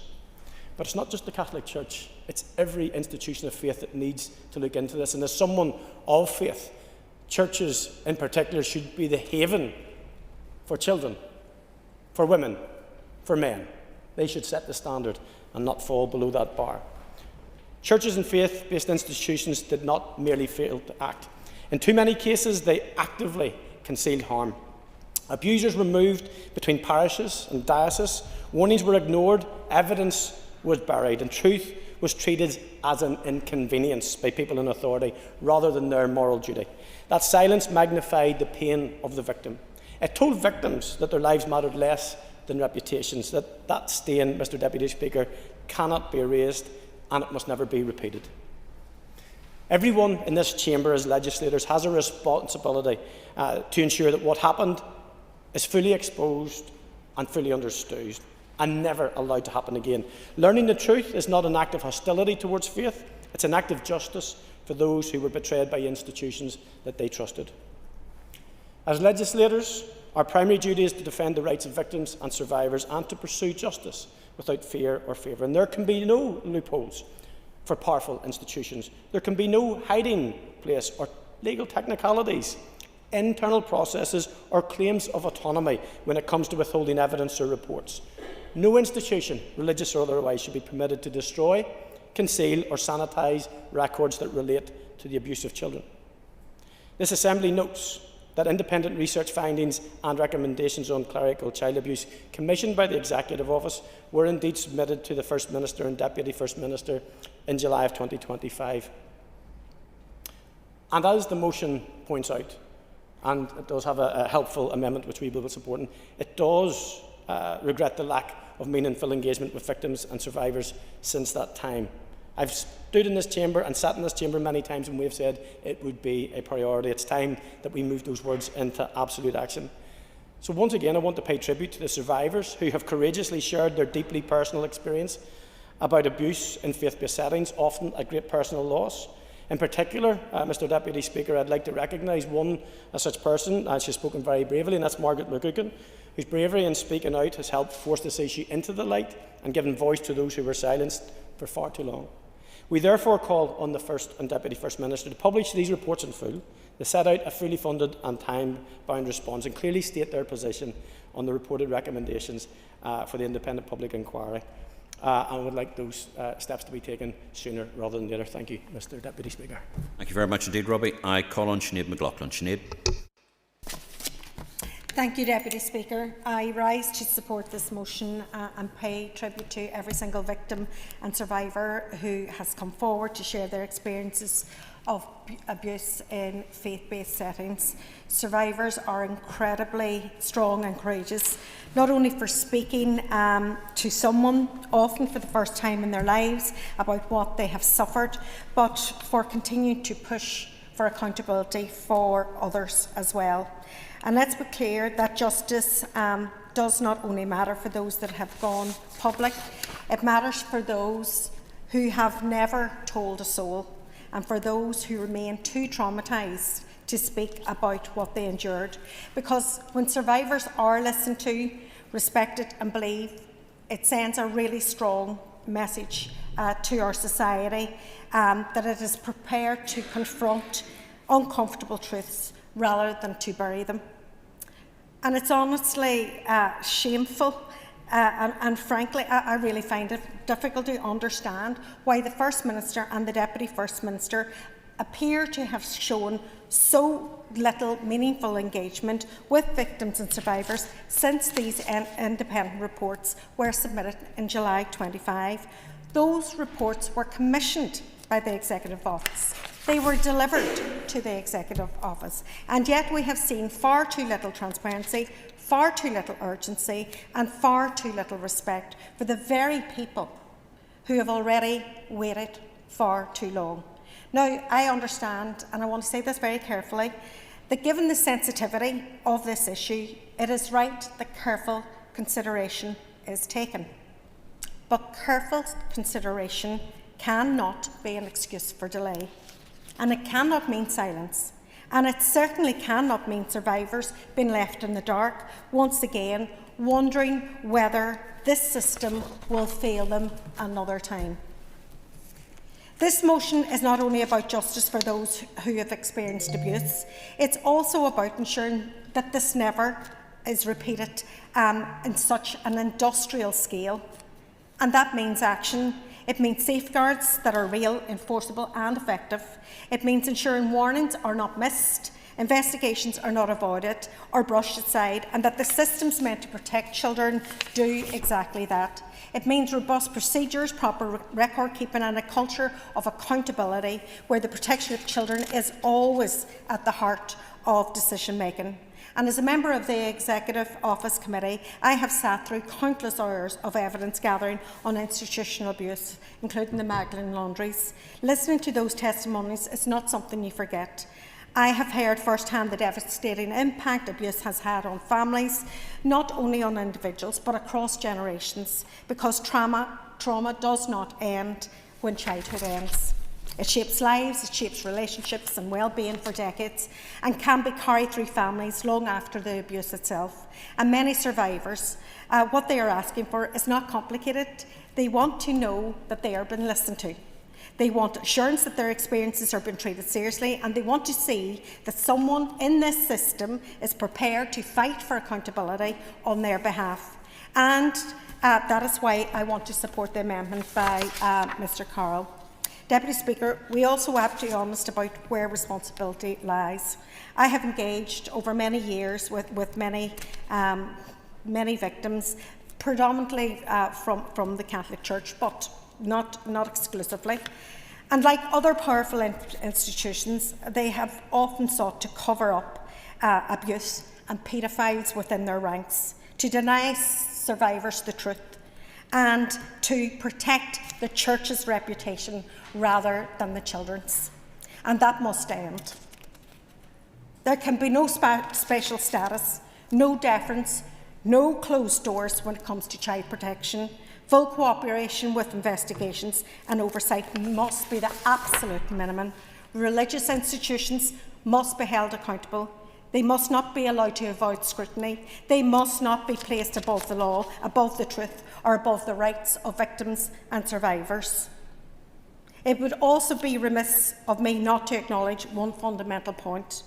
We cannot engage constructively in the best way forward unless we know what these reports contain. We cannot shape a response. We cannot test whether they are adequate.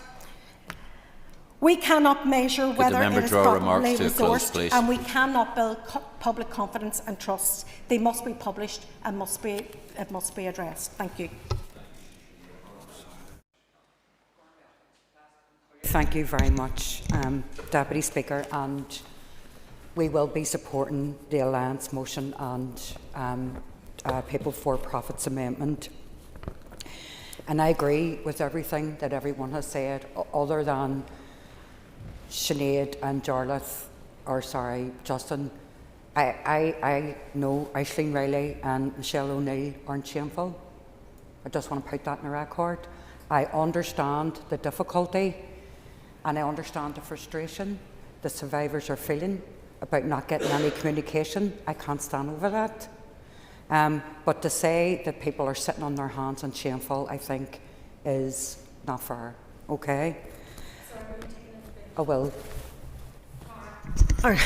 Carl, it is shameful that these reports have sat since July 2025 because we are hurting the victims. The longer that these reports sit and are not published, it is hurting victims, and I feel ashamed that that has happened. And the member has an extra minute. No, I appreciate that clarification, but that's not what I heard. But you're right. For people who are going through the worst trauma in their life, to respond to a call, be part of a report, and then not to hear anything back is not good enough. So I agree on that. I also agree that given the work that has went on up until now with HIA, we're currently still in the process of bringing, hopefully this week we'll bring our committee report on the mother and baby, Magdalen laundries and workhouses. And up until now, there have been problems, but by and large, I think the way in which we've all approached this has been with compassion and sensitivity. But communication was key throughout all that. I too have spoken to many people, because I wasn't on the old OFM, DFM when HIA came through the committee, and I've spoken to many people who were victims, mostly of the Magdalen laundries or the mother and baby institutions, but some from clerical abuse. And it's not just their trauma, it's the trauma that they have, it's passed on to their families. In relation to the points that Jerry raised, particularly around records, I've constantly raised this throughout the process, and I'll declare I was a former keeper of the records when I was in the DCAL and Communities Department. But religious orders or any other institution, including the PSNI, although they've been very consistent and forthcoming, but certainly social services and the health and social care trusts, there's inconsistencies there. We were promised by Robin Swan through the adoption process that these records would be consistently kept, and it hasn't happened. Legislation was brought through. I'm hoping with this legislation will go through on the mother and babies that will certainly address some of the concerns that those who are survivors and victims of clerical abuse, that will be rectified. This is a recent scourge as well. It's not just historical. We see cases after cases come in front of our television screens, on the radios, people who have been abused by the Catholic and allegations of the Presbyterian Church and others. I also listened as part of our deliberations at another committee the abuse that some young men who are gay faced as part of so-called conversion therapy done in the name of faith. And that needs to be included in this as well. That was absolutely horrendous, and it was done right across the board. Church leaders all need to take steps. We all need to take steps. And I do want to see and talk to the victims. I want us to get to the next stage. I am glad a meeting has been offered, and I hope it's not a one-off, because these people deserve respect, they deserve integrity, and above all else, they need to be believed. Thank you. Thank you very much indeed. And I call on Nuala McAllister. Nuala. Thanks, Deputy Speaker. I just want to thank my party colleagues for bringing this motion forward and for all of the work on the Executive Committee Office, or on the Executive Office Committee regarding clerical child abuse. A few points that I want to highlight from the beginning that we all have recognised is that clerical child abuse is not only institutional. It did not happen just in institutions for children who were under the care of the state. It also happened to families and to young people who participated, whether it was in church-based masses or Sunday services, Sunday schools, youth groups, outings. It was not just in institutions, and we have to understand that issue. It's also not just a historical issue.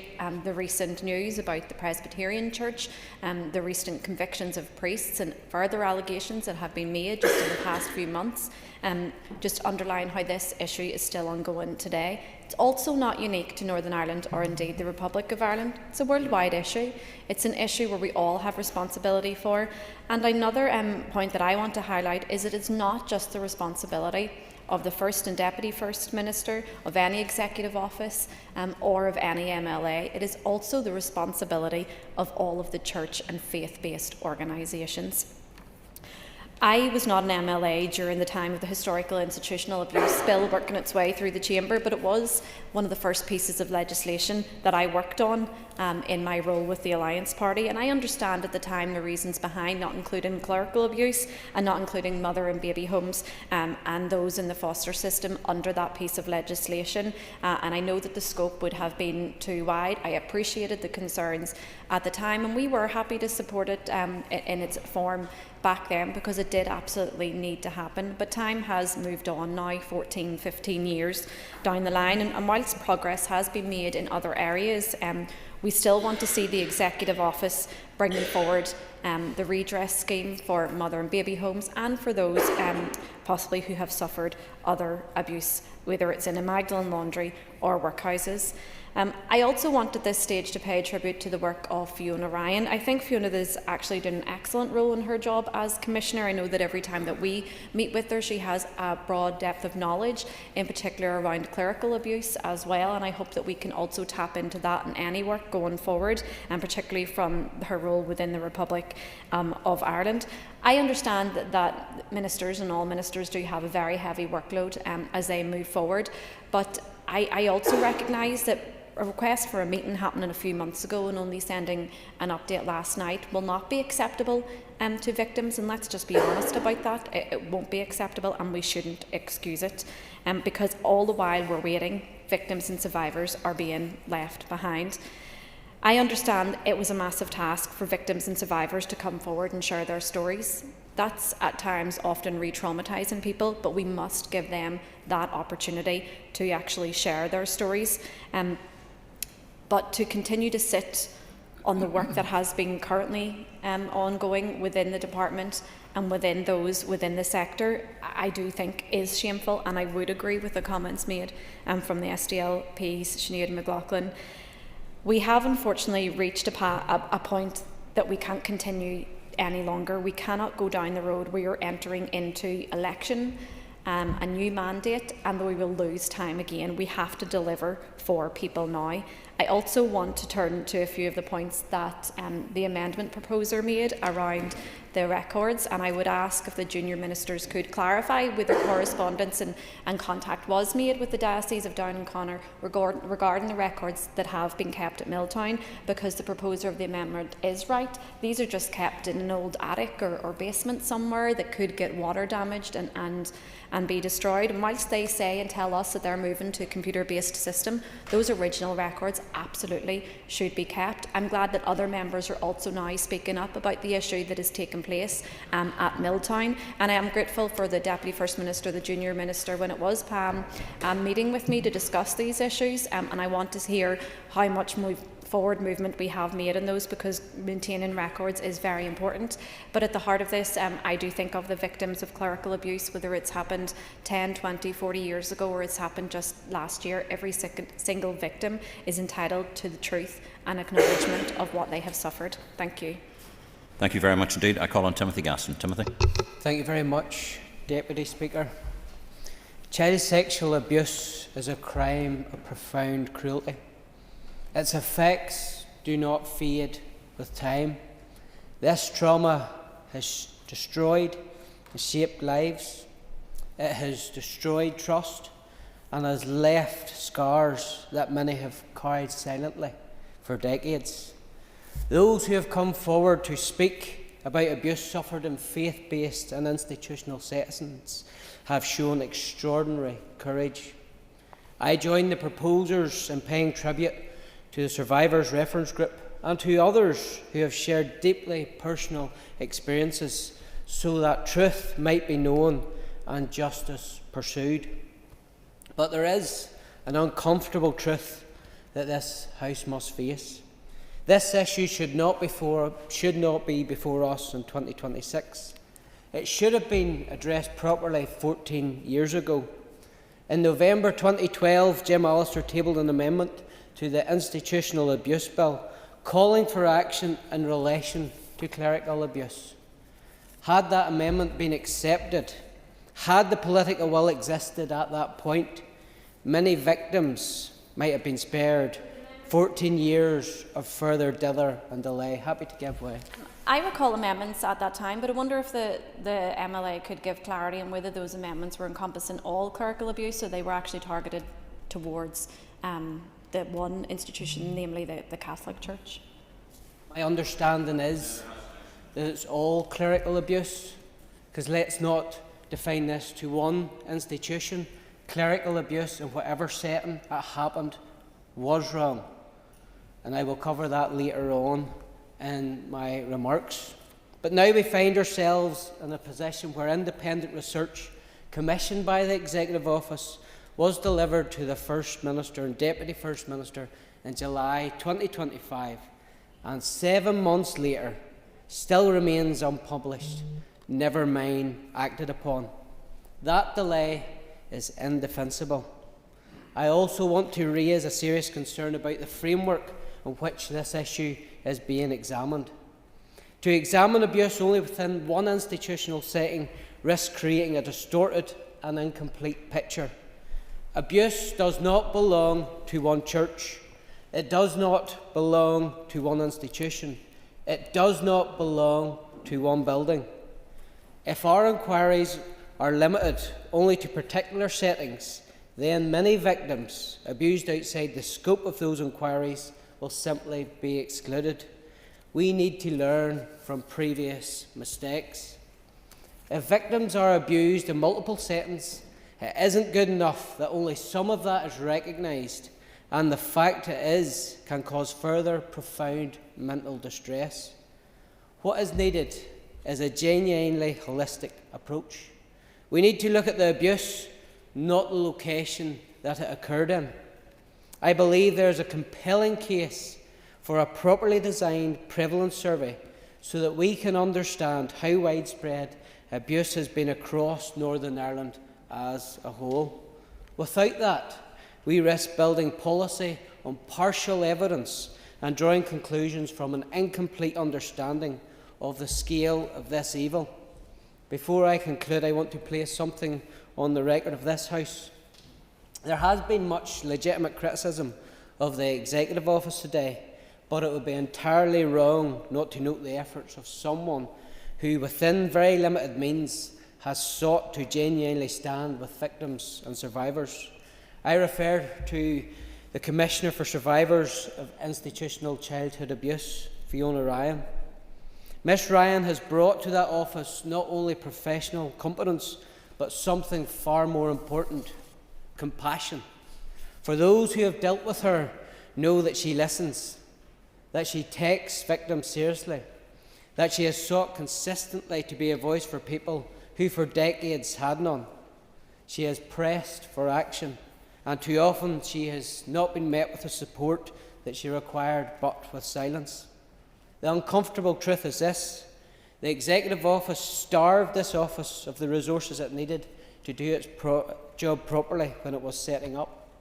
An office charged with representing some of the most vulnerable and traumatised people in our society was left underfunded, understaffed, and at times effectively marginalised. If the First Minister and Deputy First Minister are serious about justice for survivors, they should begin not with another announcement, but with something far more basic: properly funding and empowering the very office they created to stand up for survivors. I welcome the motion that has been tabled before us, which puts a spotlight on all clerical abuse, and also I want to commend Jerry for bringing forward the amendment that he had that all records will be protected and should be readily available. What we have found on our vast array of evidence sessions into the mother and baby institutions is that even the trust, the conditions the medical records are being kept in isn't adequate, it isn't up to standard, and I have major fears that as we proceed, when people are looking for their medical records, they either won't be found or they'll be left in a position that they're not recognisable. I commend the motion and the amendment. Thank you very much indeed, Timothy. And I call the Junior Minister, Aisling. Firstly, can I just commend everybody and all members who have contributed today and the tone of today's debate. I also want to begin by acknowledging openly and from the heart the profound harm that has been caused by clerical child abuse. For many victims and survivors of child abuse and fail sentence, this abuse wasn't something that happened and ended in childhood. It was a deep violation that has followed them into adulthood and has shaped every part of their lives: their health, their mental health, relationships, their faith, their very identity and who they are, and whether the world even feels safe at all. Too many live for years and sometimes decades without being believed, without being supported or protected by the very people and the institutions that should have stepped in and acted.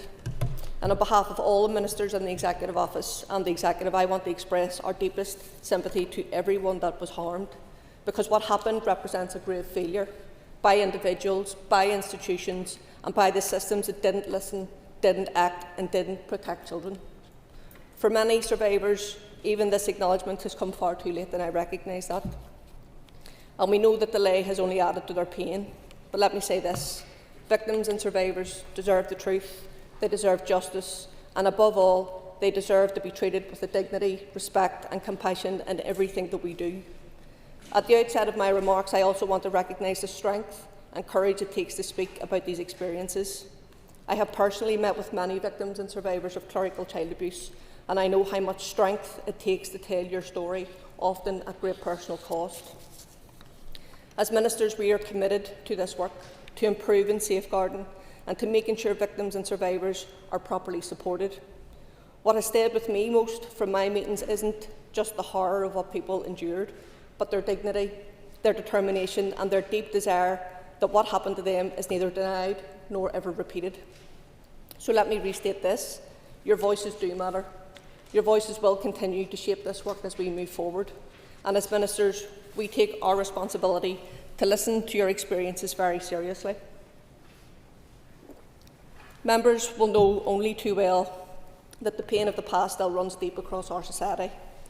Many of you will have supported victims and survivors over many years, and you will understand that no two experiences or needs are the same. You will also know that supporting victims and survivors has been at the heart of the work of the Executive Office over the last 15 years. And during that time, ministers and officials in this department have worked to develop a range of programmes and support for those harmed by our past, whether through violence during our conflict or through historical abuse of different kinds. A significant part of the Department's work and resources is now focused on dealing with historic harms, from the Victims and Survivors Strategy, the Regional Trauma Network, the Victims Payment Scheme and the Historical Institutional Abuse Redress Scheme. Work is also ongoing on a memorial plaque for victims of historic abuse, as well as the Mother and Baby Institutions, Magdalen Laundries and Workhouses Bill that is currently before this Assembly. And alongside all of this is the counselling and trauma-informed support provided by the Victims and Survivors Service. From this work we have learned a great deal, directly from victims and survivors and from those who supported them, about what they need and how best those needs can be met. And we know that it isn't possible to meet everyone's needs in the same way or at the same time. And indeed, not all victims want the same things. Each form of abuse is different, each person's experience is different, and there is no one-size-fits-all approach. Well, yes. I thank the Junior Minister for giving way. I'm not sure how long your speech is, so I just want to get this in before you conclude. So I'm just referring to the call in this motion around whether you're going to publish the report, the findings and recommendations, set out a time-bound response and what your position on the statutory public inquiry is. I fully appreciate all the other work that the department's involved in, but I think the victims and survivors need to know whether these questions are going to be answered today. Thank you. Thank you, and thank you for the intervention. And as I work through this, I will touch on them. So, as ministers, we have to consider that there are many other circumstances that need to be taken into account when considering our response to historical abuse. Where the abuse occurred, who was responsible at the time for preventing or detecting abuse, and the wider role of the state. And these are important but necessary considerations, and they underline why careful, thoughtful decision-making matters so much. And I will now turn to the recent work on clerical child abuse. And as members may know, in 2024, the Interdepartmental Working Group commissioned 3 independent research projects. The terms of reference for each research project was developed in consultation with the reference groups of victims and survivors. Throughout this work was the clear need to move as quickly as possible while also acting ethically and responsibly. And much time has already passed before this work even began. And while there has been real urgency behind this process, we recognise that for survivors, any delay can be deeply painful. The first study focused on scoping records and information relevant to historical clerical abuse. Through a detailed survey of over 1,000 faith organisations, this work has helped build a clearer picture of what records and information exist relating to historical abuse, where it is held and what condition they are in. The second study explored victims and survivors' experiences, expectations and their needs, and it is by its very nature a difficult report to read. It lays bare the devastating impact of abuse and the failures that enabled harm to continue. The third study examined current safeguarding practices within the faith sector. This was forward-looking work, and it focused on what more can be done now and in the future to protect children and ensure that safeguarding is robust, transparent and consistently applied. Once the research was completed, the Interdepartmental Working Group considered the findings from each project and, along with the victims and survivors, developed high-level recommendations importantly based solely on the evidence from that research. It was not the remit of the IDWG or the reference group to focus on wider contextual issues. It was always made clear to victims and survivors that consideration of wider issues, including financial and legal implications, was and remains for officials to include when providing policy advice to ministers. The research was commissioned to build evidence, to improve understanding and to inform ministers' decision-making, and it was not specifically for publication, and that objective remains central. However, if publication is considered in the future, it will be essential that the confidentiality and well-being of all participants is fully protected and that those involved are properly supported. Throughout this process, engagement with victims and survivors of clerical abuse has been meaningful and sustained. Victims and survivors helped shape the research. They were kept informed as work progressed, and engagement also took place beyond formal structures. The chair of the IDWG also maintained contact with survivors who chose not to participate in a formal reference group, recognising that people engage in different ways and at different times. This engagement wasn't superficial. Victims and survivors were at the heart of this work, and I want to thank every person who contributed to this process by sharing their experiences, shaping the research and helping to bring the truth out into the open. Officials have continued to engage with victims and survivors. However, this has been recently impacted by legal action. For my part, I first met the reference group of victims and survivors of clerical child abuse, along with the then Junior Minister, in September 2024. I later attended part of a meeting in May 25, where draft recommendations were discussed, and I had an opportunity to restate our commitment to this important work, and I do so again today. I heard firsthand the care, seriousness and thought victims and survivors brought to that process. All these private engagements had a profound impact on me and only served to deepen my understanding of their experiences. And all of my subsequent engagements have been informed by those personal experiences. Victims and survivors remain central to our considerations, and Junior Minister Bunting and I, as has been mentioned, will meet again with some victims and survivors of clerical child abuse in the coming weeks. Members will appreciate that this is a complex and deeply sensitive issue, and it requires careful consideration, as has been mentioned by others. Since the reports were received, the First and Deputy First Minister have met with officials and with the then independent chair of the IDWG, Lisa Caldwell, to discuss the work of the IDWG and the views of victims and survivors. I will. Minister, you said that that a lot of this work is now dependent on policy advice being received. Can you tell us, A, has that policy advice been received, or if not, where it is in terms of being provided to you? So as I said, in terms of when the reports were received, it does take careful consideration, and we have met with officials and we will be meeting with officials again. And of course, as we progress through that, we will inform members of how we are progressing with it, as well as the victims and the survivors.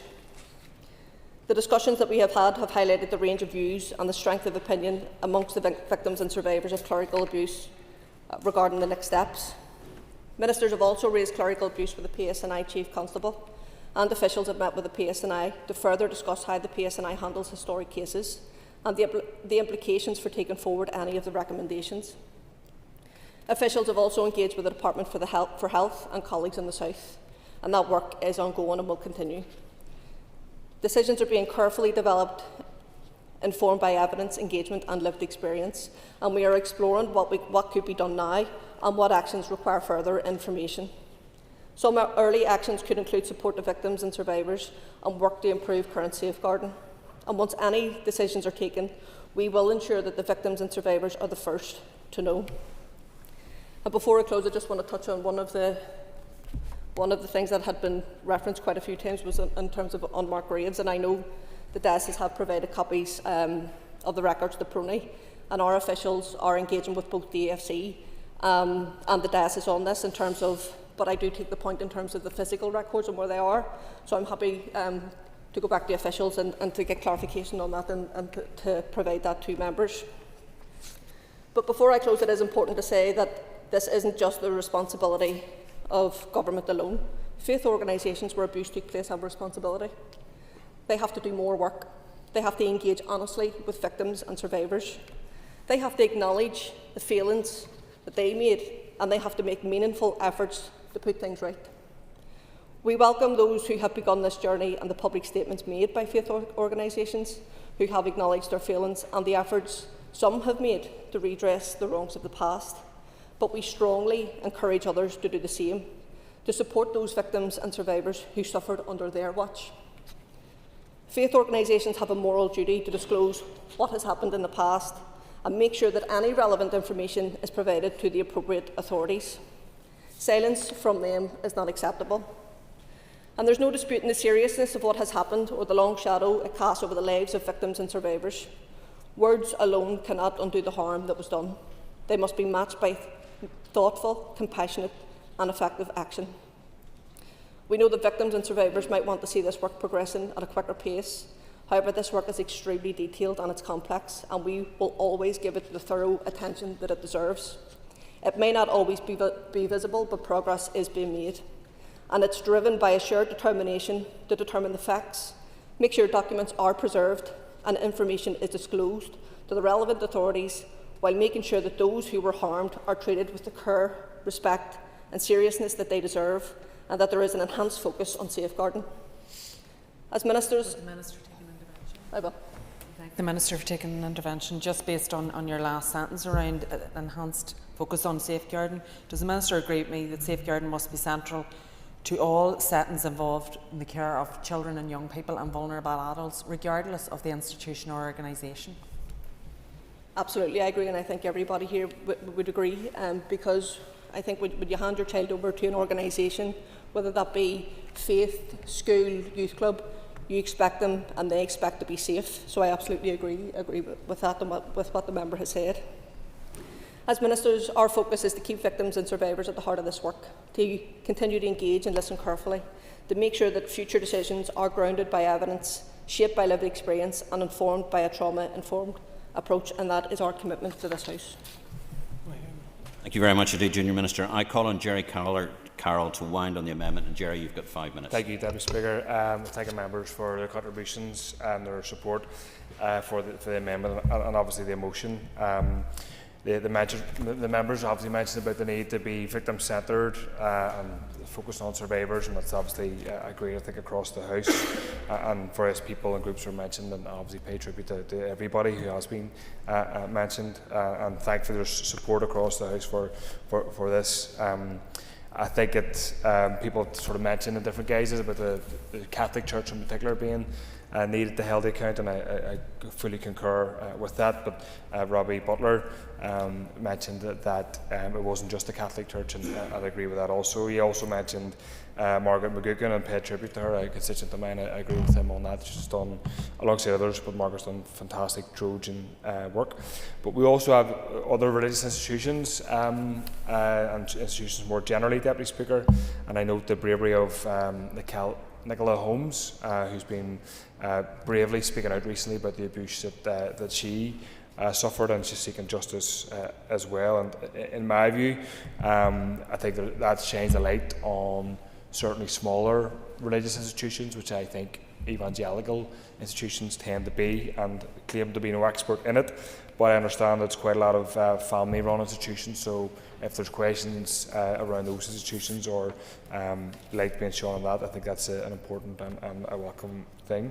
I think it's also worth emphasising that the point that many of the Mr McNulty raised, the Deputy Speaker, many of the survivors, and he's not here, sorry, many survivors and victims who have engaged with the Executive Office and other guises and other ministers have poor health, and obviously research shows that children abused have shorter lifespans because of the PTSD, the abuse, and the physical effect that has on people. And I know that at least one survivor from the Church of Ireland, I think, has passed away. He was abused in the Church of Ireland setting, has passed away. And I want to just mention that. I also want to thank Tony Gribben, who's been in touch with myself and I presume others, for his bravery in speaking out for himself, but also other people. And he has mentioned some stuff that I'm going to read in the record because I think it's important that victims and survivors' voices are heard. He, like many others, have stated that dragging out decisions on the recommendations submitted by the Interdepartmental Working Group adds further pain, angst and strain. So that's his words, not my words. And he's asking, as I'm sure others are, when the Executive Office can complete its own action plan and a calendar for events. I think that's a reasonable request from him. He's also asked what meetings have taken place with the TEO and the Finance Minister to make sure there's a budget available for a public inquiry, if that is the desired option. And again, his words, not mine, before anybody gets offended, but there's a crisis of confidence in the Executive Office about how slow things are moving. I think these are quite moderate statements. People may not like them, but I think it's important that people's concerns are raised. And this is obviously a well-resourced office, so much so that $8 million can be spent on agency staff. And they've also requested and stated that First and Deputy First Minister requests to meet have been ignored. So this is quite glaring stuff that can be quite easily resolved. Just in conclusion, the member for North Belfast also raised important points, and I commend her for her work on her bill, which I thought hopefully will be proceeding to the House and speaking out on Milltown and on other issues. She mentioned that the TEO, kind of similar to myself, asked about what sort of communication have they had with the dioceses of Down O'Connor. I know the Minister, I thank the Minister for her remarks, stated about Prony, and some evidence or some documents have been submitted, so it's important that is communicated, obviously in the most sensitive and secure way, but I'd like to expand upon that. I raised some other detailed points that I hope officials can respond to for my benefit, but also for constituents as well. I think there's an overwhelming feeling that there shouldn't be secrecy in this regard. And just finally, I would ask if the TO has any sort of mapping exercise about what documents may exist. I appreciate they may be in attics, they may be stored away secretly, but I presume there's some knowledge somewhere of what exists and where, and if that is the case, maybe communicate that to members or communicate that in the most safest way possible. So I commend the amendment and I thank the members for their contributions. Thank you very much indeed, Jerry. Members, the Business Committee has arranged to meet at 1300 today. I propose, therefore, by leave of the Assembly to suspend the sitting until 1400. This debate will continue after the urgent oral question, when the first member to be called will be Stuart Dixon to wind on the motion. The sitting is hereby suspended. Thank you.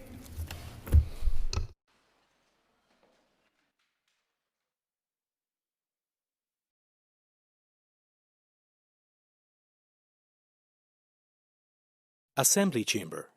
Sound.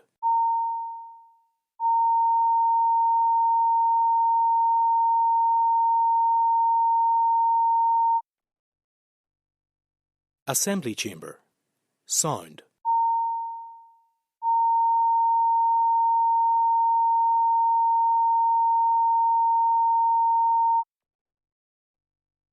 Assembly Chamber.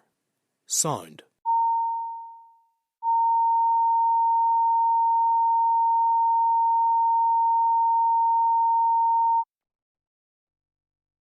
Assembly Chamber. Sound.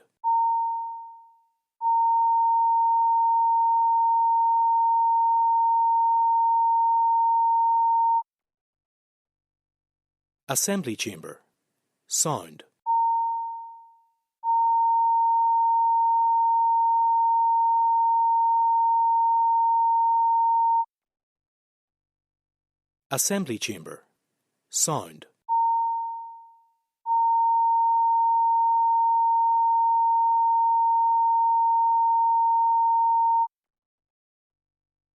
Assembly Chamber. Sound.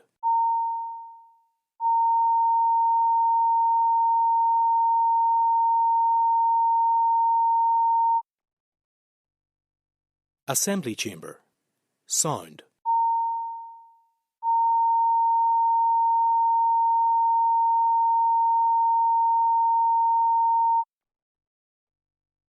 Assembly Chamber.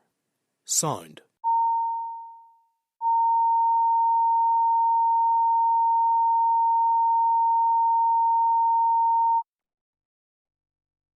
Assembly Chamber. Sound. Assembly Chamber.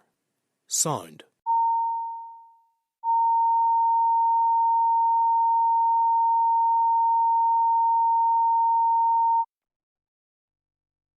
Assembly Chamber.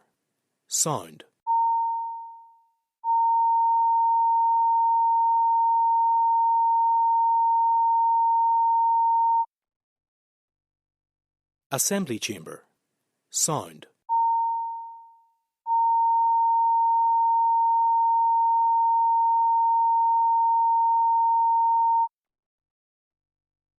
Assembly Chamber. Sound.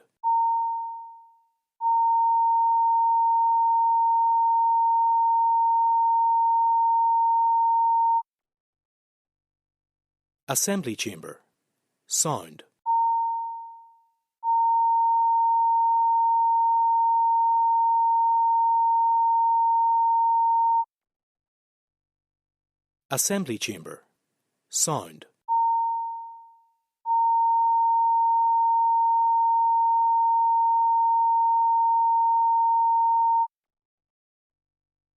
Assembly Chamber. Sound.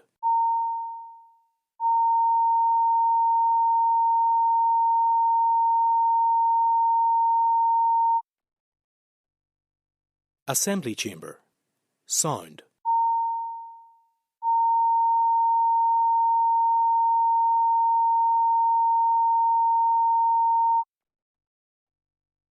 Assembly Chamber. Sound.